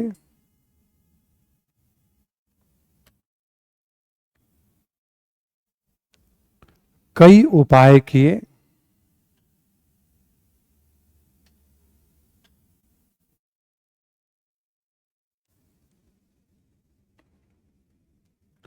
राजपद की गरिमा को बनाए रखने के लिए बलबन ने कई उपाय, कई तरीके अपनाए। ठीक है, लिखें आप, सुल्तान को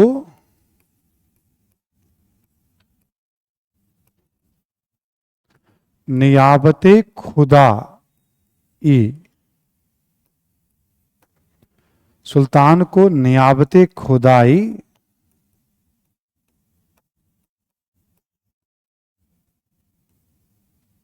नियाबते खुदाई, यहां लिख देंगे आप ईश्वर का प्रतिनिधि।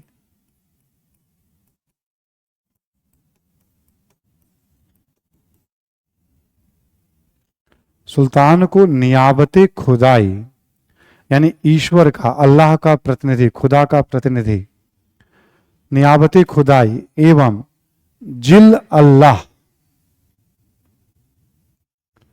जिल अल्लाह, यहां लिख लेंगे आप ईश्वर की छाया।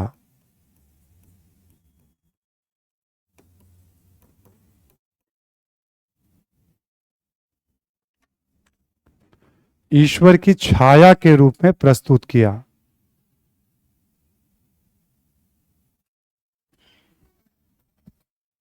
ईश्वर की छाया के रूप में प्रस्तुत किया। ठीक है, नियाबते खुदाई एवं जिल अल्लाह। अब अपनी बारी आई तो इसने बोला कि जो सुल्तान बैठता है वो कोई सामान्य व्यक्ति नहीं है। तो इसके पहले तुमने इतने सुल्तानों को क्यों मारा जब सामान्य नहीं था? तो कहता है सामान्य व्यक्ति नहीं बल्कि वो खुदा का प्रतिनिधि है। सुल्तान की हत्या करने का मतलब एक तरह से आप ईश्वर के तौहीन कर रहे हैं, आप उनके आदेश की अवहेलना कर रहे हैं आप। और जो इस पद पे बैठा हुआ प्रतिनिधि नहीं बल्कि छाया है, वो ईश्वर ने भेजा उनको इस पद के लिए बनाया है। तो धर्म के नाम पे अपनी जान बचाने या पद की गरिमा को बढ़ाने का उपाय कि पद पे जो भी बैठे वो कम से कम सुरक्षित। तो अब इस तरह की बातों का प्रचार प्रसार किया जाएगा, भाई सुल्तान कोई सामान्य व्यक्ति नहीं है। धीरे धीरे सबको मनवाने की पूरी कोशिश करेगा वो, एक काम करेगा वो, नियाबते खुदाई और जिल अल्लाह के रूप में। कलाकार था वो, ठीक है, आर्टिस्ट से बहुत बड़ा ये। अगला पॉइंट लिखें, दरबार में सिजदा और पाबोस का प्रचलन प्रारंभ किया।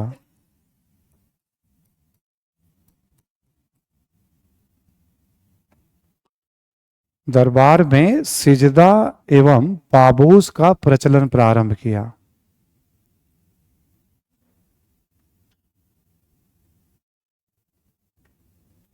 ठीक है,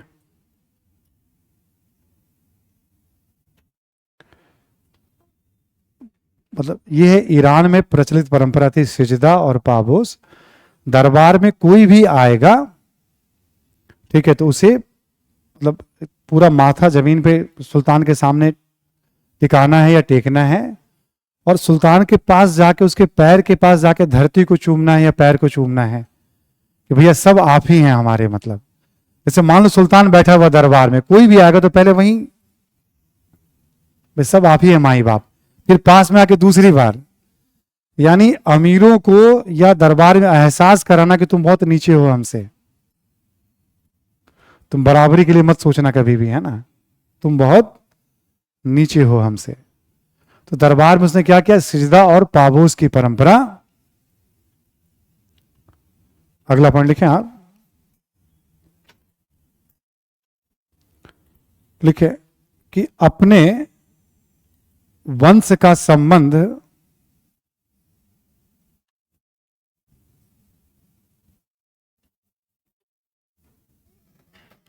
अपने वंश का संबंध इस्लाम के पौराणिक योद्धाओं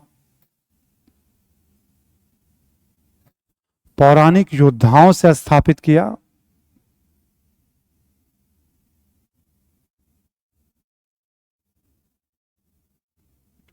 जैसे एक अफरासियाब करके वंश है, उनकी वीरता के किस्से बहुत होते हैं इस्लाम में, है ना। उसने बोला मैं तो उस वंश परंपरा से हूं, तो कभी दास वास बन गया गलती से, वो अलग बात है। जैसे कोई अपने आप को कहते ना कि मैं उस खानदान से, उस परंपरा से हूं, वाली बात है। स्थापित किया तथा अपने पुत्रों एवं पौत्रों का नाम भी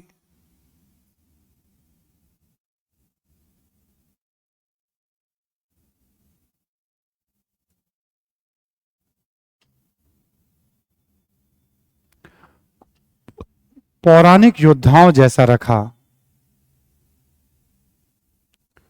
पौराणिक योद्धाओं जैसा रखा। जैसे ये सब होगा ना आपका, जैसे कैकुबाद है, चूमर्स है, ये सब पौराणिक योद्धाओं के नाम है इस्लाम में। यानी इस तरह से एक ऑरा बनाने की कोशिश कर रहा है वो। जैसे इसे पता था केवल ऑरा बनाने से बात नहीं बनेगी, कुछ करना भी पड़ेगा। तो एक तो धर्म के नाम पे इसने अपने आप को, और थोड़ा दरबार में, है ना। अगला पॉइंट लिखे आप, थोड़ा इसका इंटरेस्टिंग काल है ना। दरबार में अधिकारियों के बैठने का स्थान सुनिश्चित किया। कौन कहां बैठेगा?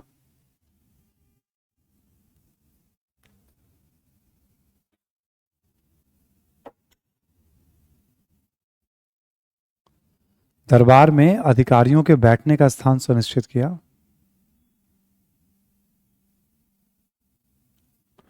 और हंसी मजाक को वर्जित किया।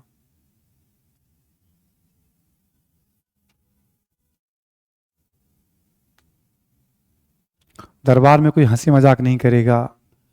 निर्धारित वस्त्र पहन के आना, ड्रेस कोड लागू किया इसने। जिसको जहां बैठना वही बैठ, मतलब गंभीर दिखना चाहिए सब, वरना तुरंत कठोर से कठोर। जब ये प्रवेश करता था दरबार में, इसके सब बॉडीगार्ड अफ्रीका से बुलाए गए थे।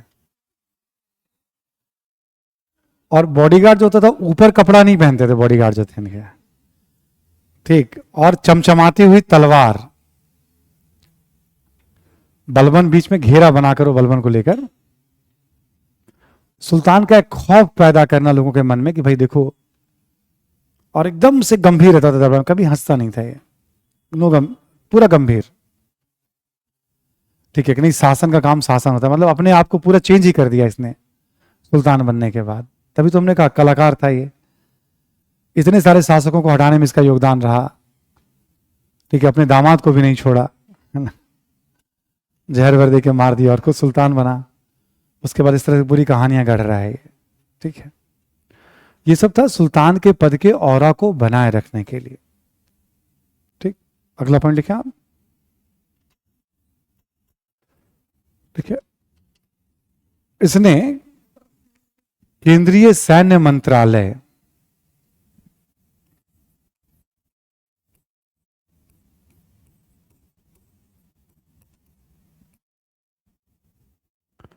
ब्रैकेट में लिख लेंगे आप, दीवाने अर्ज, या आरिज भी रहता है, अर्ज। इसने केंद्रीय सैन्य मंत्रालय का गठन किया।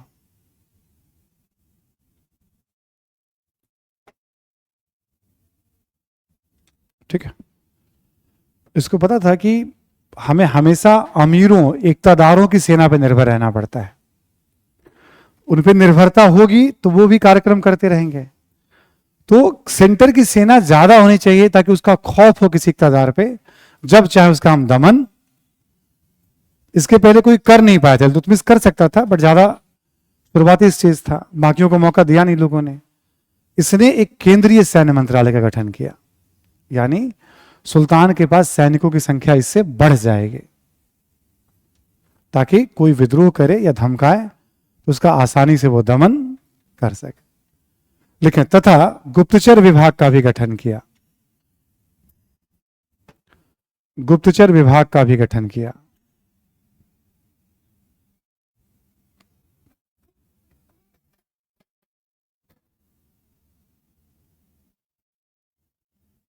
यानी टाइम पर जानकारी मतलब मिल जाया करे एकदम, कौन योजना बना रहा है विद्रोह की। तो अपने ठीक ठाक मुखबिर इसने मतलब छोड़ दिए थे, बरीद मुनिया। देखो शासन करने वाला कोई भी ये सब काम करता है आज भी। सेना पुलिस ना हो, गुप्तचर सिस्टम नहीं हो, तो शासन करना आज भी मुश्किल हो जाएगा। ठीक है, आप जब किसी जिले में कलेक्टर वगैरह बनेंगे, आप देखिएगा आपके जो पहले वाले अधिकारी होंगे आपको बता देंगे। आप ऑफिशियल तो एक इंटेलिजेंस रिपोर्ट होता ही है जो आईबी वगैरह होता है, और स्टेट खुफिया एजेंसी होती है सीआईडी वगैरह। अनऑफिशियल भी बता देंगे कि आपको कौन कौन आपके लिए काम, कहां कहां से आपको टिप या जानकारी मिलती रहेगी। फिर हर अधिकारी अपनी टीम बना लेता है, इनफॉर्मल टीम भी खबर के लिए। देखो खबर पे ही तो टिका हुआ है ना आपकी कुशलता। खबर है तभी तो तेजी से समस्या या समस्या को उभरने नहीं देंगे, या उभरते ही उसका आप समाधान कर देंगे। किसी भी अधिकारी को कहा जाता है कि बहुत प्रभावी अधिकारी हैं, अच्छे अधिकारी हैं, समस्या को हैंडल करते हैं, इसका मतलब उनका खुफिया तंत्र बहुत मजबूत है और वो मजबूती से निर्णय लेते हैं। तो बलबन ने अपना गुप्तचर प्रणाली टीम बनाई।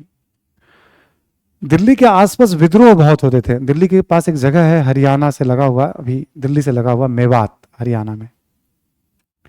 दिल्ली में आज भी मतलब जितने क्राइम होते हैं उसमें अलग अलग गैंग हैं, बट क्राइम में मेवात की भी बड़ी भूमिका मानी जाती है।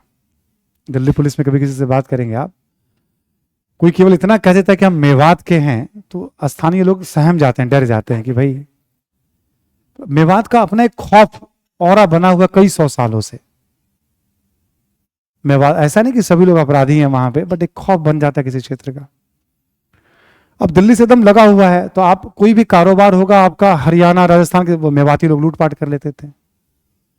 ऐसे ही पश्चिमी उत्तर प्रदेश में कोई कारोबार हो रहा है तो वहां पे भी मतलब कटेहरी है, कटेहरी क्षेत्र है आपका, है ना, बुलंदशहर है, बरन है, इन सब जगहों में लूटपाट की घटनाएं, दिल्ली कोई ठीक से सुरक्षित नहीं आ पाता था। तो बलबन ने अधिकारियों से तो निपट लिया। अब बलबन को यह था कि भाई हमें उनसे भी निपटना है जो आसपास कानून व्यवस्था को बिगाड़ रहे हैं। मेवात, बुलंदशहर, कटेहर, इन सभी क्षेत्र में लूटपाट वाले गैंग करने को विरुद्ध अभियान किया। सभी मेल मेंबर को या तो उसने मार दिया या गुलाम बनाकर उसको बेच दिया। कहा जाता है उसके बाद लंबे समय तक कोई अपराध करने से डरता था।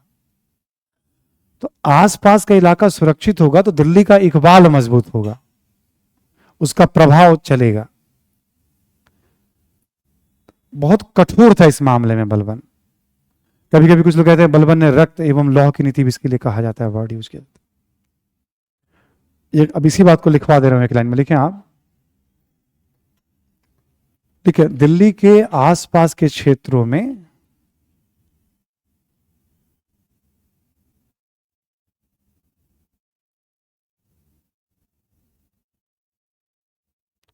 दिल्ली के आसपास के क्षेत्रों में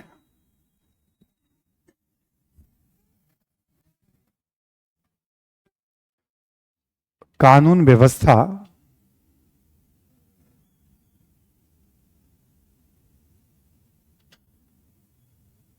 कुछ चुनौती देने वाले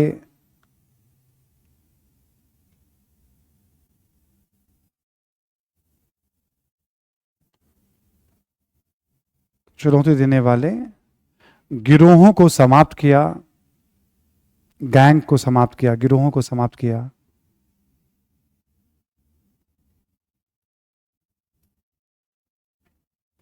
यहां लिख लें आप, मेवात, मेवात, मेवात,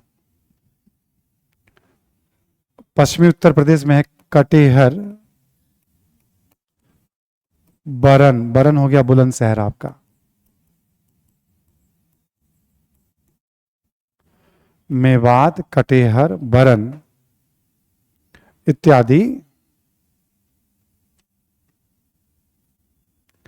क्षेत्रों से चुनौती मिलती थी।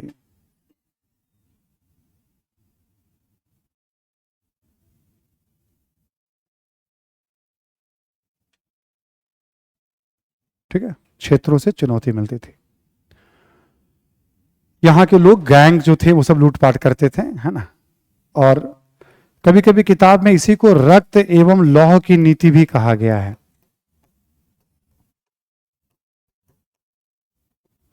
रक्त एवं लौह की नीति भी कहा गया है इसको, ठीक है। वैसे ये वाली नीति जो है जर्मनी में बिस्मार्क के लिए इस नीति शब्द का उपयोग किया जाता है। विश्व इतिहास में जब पढ़ेंगे बिस्मार्क के बारे में आप, ब्लड एंड आयरन की पॉलिसी, ठीक है। लिखें आप एक और पॉइंट बलबन के बारे में, लिखें कि मंगोल हमलों से दिल्ली को सुरक्षित रखने के लिए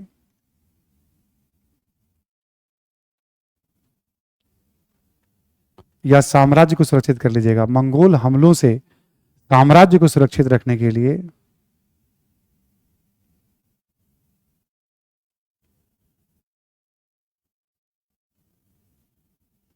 इसने कई उपाय किए।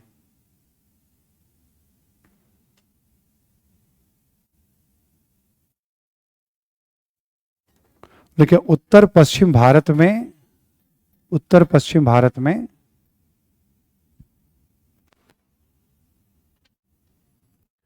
विभिन्न दुर्गों का निर्माण कराया, दुर्ग यानी फोर्ट,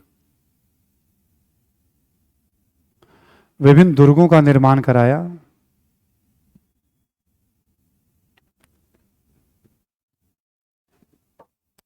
और पुराने दुर्गों का मरम्मत भी।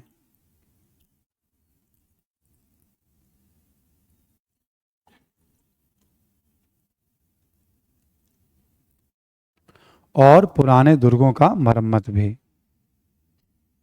ठीक है। इसी में लिखें योग्य लोगों को उत्तर पश्चिम में नियुक्त किया,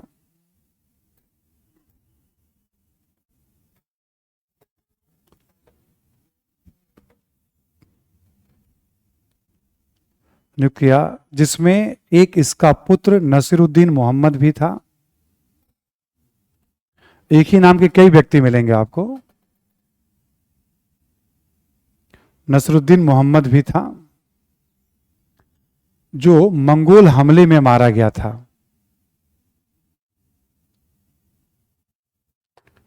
मोहम्मद भी था जो मंगोल हमले में मारा गया था।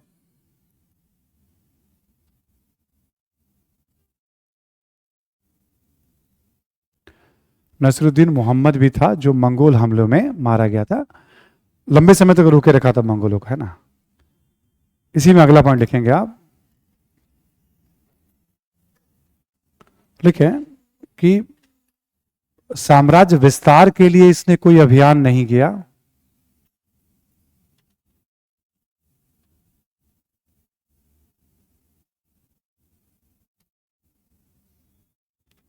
साम्राज्य विस्तार के लिए इसने कोई अभियान नहीं किया और सेना को हमेशा युद्ध के लिए तैयार रखता था।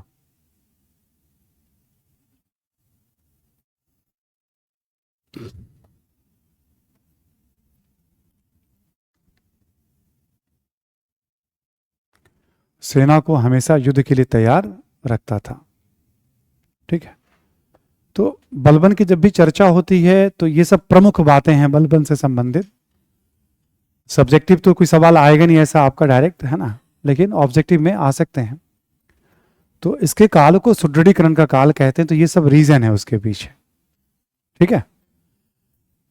बलबन भी चाहता था कि उसके बाद उसका बेटा शासक बने।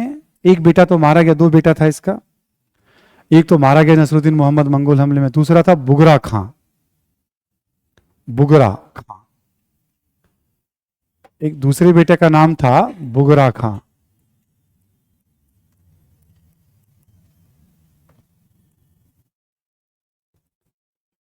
बलबन ने बुगरा खां को बंगाल का गवर्नर बनाया हुआ था। जब जीवन के अंतिम समय बीमार रहने लगा तो बलबन चाहता था कि ये शासक बन जाए, सुल्तान बन जाए। बलबन ने इसको कहा भी, समझाया भी, बट ये सुल्तान बनने से इसने मना कर दिया, क्योंकि बलबन ने अपने दोनों बेटों की परवरिश बहुत सख्त तरीके से की थी, उनको सुल्तान बनाना था। तो कहा जाता है कि भाई एकदम नृत्य गान से दूर रखा था, शराब का प्याला कभी देखा नहीं होगा। जब बंगाल में गया बुगरा खां तो उसको वहां नृत्य गान, शराब, ये सब उसको मिला वहां पे, तो बुगरा खां को वो ज्यादा अच्छा लगा। बापू ने जब बुलाया बलबन ने, तो बुगरा खां ने मना कर दिया, नहीं बापू तुम सेहत के लिए हानिकारक हो, तुम सेहत के लिए। अब बलबन बेसिकली चाहता था बड़े वाले नसरुद्दीन मोहम्मद को, बड़ा था छोटा था मुझे ध्यान नहीं, बट उस बेटे को ज्यादा पसंद करता था, उसको अधिक योग्य मानता था। वो रहा नहीं दुनिया में, लगता था कि मेरी वंश परंपरा भी आगे चली, ये मना कर दिया इसने। भाई मुझे सुल्तान, मैं तो गवर्नर बंगाल का ही प्रांत इक्तादार बन के खुश हूं, मुझे सुल्तान। समझदार व्यक्ति था, देखो खुशी जिसमें है उसको पकड़ना चाहिए आदमी को, ठीक। बलबन क्या करता, फिर इसके बेटे को बलबन ने सुल्तान बनाया, उसका नाम था कैकुबाद। अच्छा, बलबन ने अपने पोते की परवरिश भी अच्छी की थी, लेकिन बलबन की मृत्यु के बाद कैकुबाद जो है वो भी नृत्य गान में पूरी तरह से पिता के रास्ते पे, पिता ने कहा तुम जीवन जी लो, कहां तुम सुल्तान बनने पे लगे हुए हो, ठीक। अब कैकुबाद, इसकी भी हत्या कर दी गई है। फिर इसका भाई या बेटा था क्यूमर्स करके, थोड़े समय के लिए उसका शासन रहता है और इसकी हत्या भी कर दी जाती है। फिर एक नया वंश आता है, उसको खिलजी वंश कहा गया है, ठीक। तो बलबन के पश्चात केवल दोनों का नाम लिख लेंगे आप, कैकुबाद और क्यूमर्स। बलबन के पश्चात नाम लिख लेंगे आप कैकुबाद, 1287 से 1290। देखो कौन किसका बेटा है, चाचा है, दामाद है, पढ़ने के दौरान कभी ध्यान रह गया तो ठीक है, उसको स्पेशल एफर्ट मत लगाइएगा, ठीक है। और इसके बाद बनता है 1290 में कुछ महीनों के लिए क्यूमर्स। टोटल हो गए आपके 11 प्लेयर। एक बार जरा देखिए कॉपी में क्या क्या लिखा है, नाम सारा पढ़ लीजिए आप तेजी से।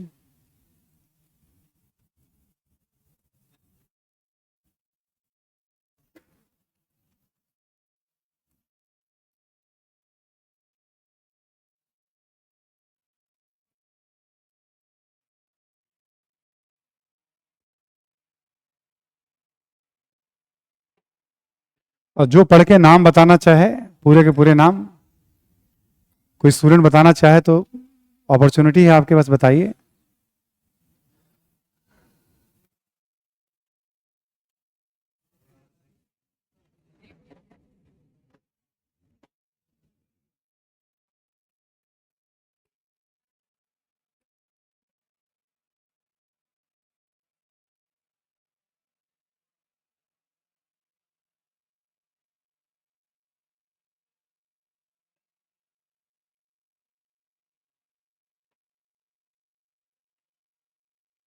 कौन बताएगा? चलो कोशिश करो, बताओ। कुछ एबक आराम सा, वेरी गुड, ठीक है।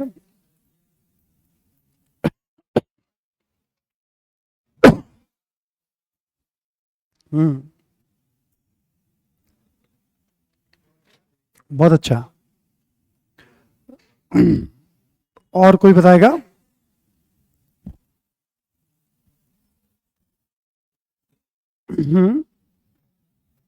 हाँ,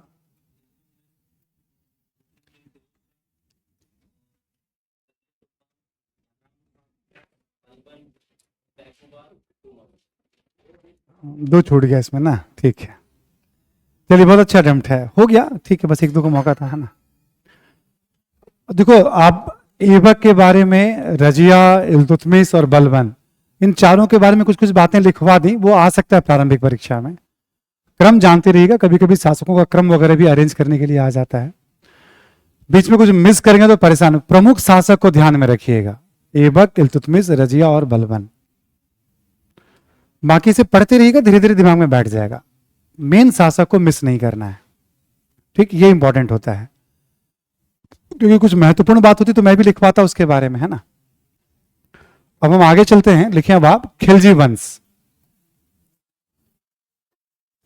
लिख लीजिए खिलजी वंश, एक तो शुरू करवा देते हैं इसका। खिलजी वंश है 1290 से 1320। 1200 ऑनलाइन क्लास है क्या बच्चों के? ठीक, कोई बात, लगा दो एक बार। 1290 से 1320 हो गया आपका खिलजी वंश। ठीक, खिलजी वंश में पहला शासक लिखे आप जलालुद्दीन खिलजी। जलालुद्दीन खिलजी लिख लिया आपने। इसके बारे में ज्यादा कुछ लिखना है, दो तीन बातें हैं बस। एक लिख लें आप, खिलजी वंश का संस्थापक।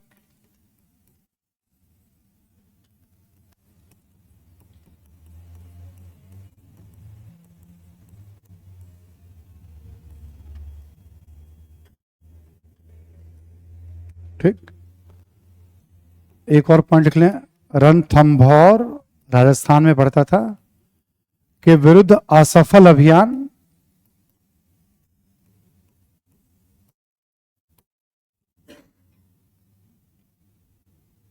रणथंभौर के विरुद्ध असफल अभियान।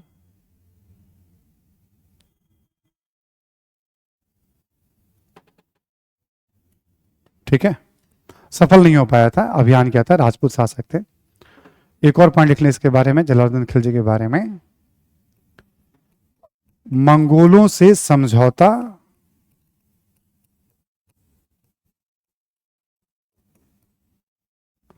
मंगोलों को रहने की जगह दी गई।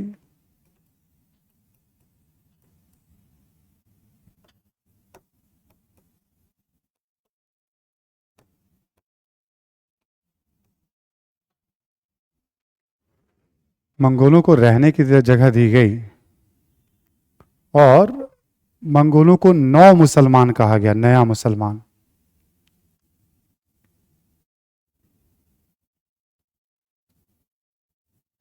ठीक है, नौ मुसलमान। एक और लास्ट पॉइंट लिख लें आज का जलालुद्दीन खिलजी के बारे में, लिखें इसका भतीजा था अलाउद्दीन खिलजी।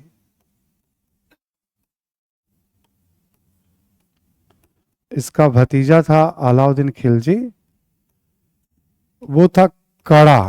कड़ा यानी इलाहाबाद। वो था कड़ा का इक्तादार। इक्तादार यानी प्रांत प्रमुख।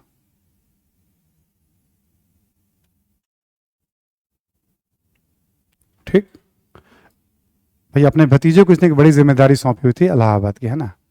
देखेंगे आप, अलाउद्दीन ने सुल्तान के आदेश के बिना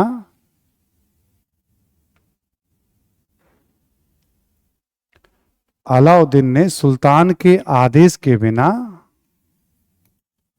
भिलसा, चंदेरी,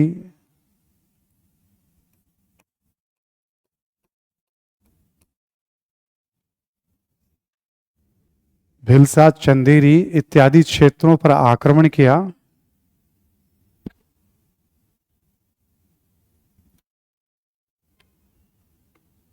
आक्रमण किया और वहां पे खूब पैसा वगैरह बनाया इसने, अलाउद्दीन खिलजी ने। और आमतौर पे क्या था, लूट का हिस्सा आपको सुल्तान को देना होता था, उसने कुछ भी पैसा वैसा नहीं दिया, अपने पास रख लिया। तो इसके सलाहकारों ने समझाया कि भाई तुम्हारा भतीजा जो है तुम्हारी योजना बना रहा है निपटाने की, पर चचा को भरोसा नहीं था कि मेरा भतीजा मेरे साथ ऐसा करेगा। भतीजा ने चचा को कन्विंस कर दिया कि आप हमसे अकेले में मिलो। चचा अकेले में मिलने चले गए, भतीजा ने चचा का काम तमाम कर दिया। इस प्रकार भतीजा शासक बन बैठा। ठीक, तो एक अभियान था, इसी में एक पॉइंट और लिख लें आप, अलाउद्दीन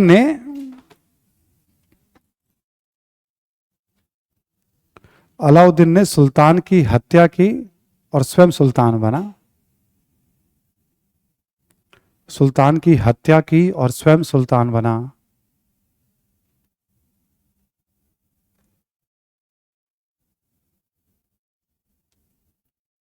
ठीक है, तो चर्चा ऐसे ही कल पॉलिटिकल हिस्ट्री कल ऑलमोस्ट कंप्लीट हो जाएगा आपका, है ना। प्रशासन में भी आ जाएंगे हम लोग। अलाउद्दीन खिलजी पे ना बहुत सारी बातें हैं, एक आधा घंटा 45 मिनट लेगा वो। दिल्ली सल्तनत का सबसे योग्य शासक में उसकी गिनती होती है ना। कल बातचीत जारी रहेगी, आप रिवीजन करके आइएगा कल, ठीक है। Thank you.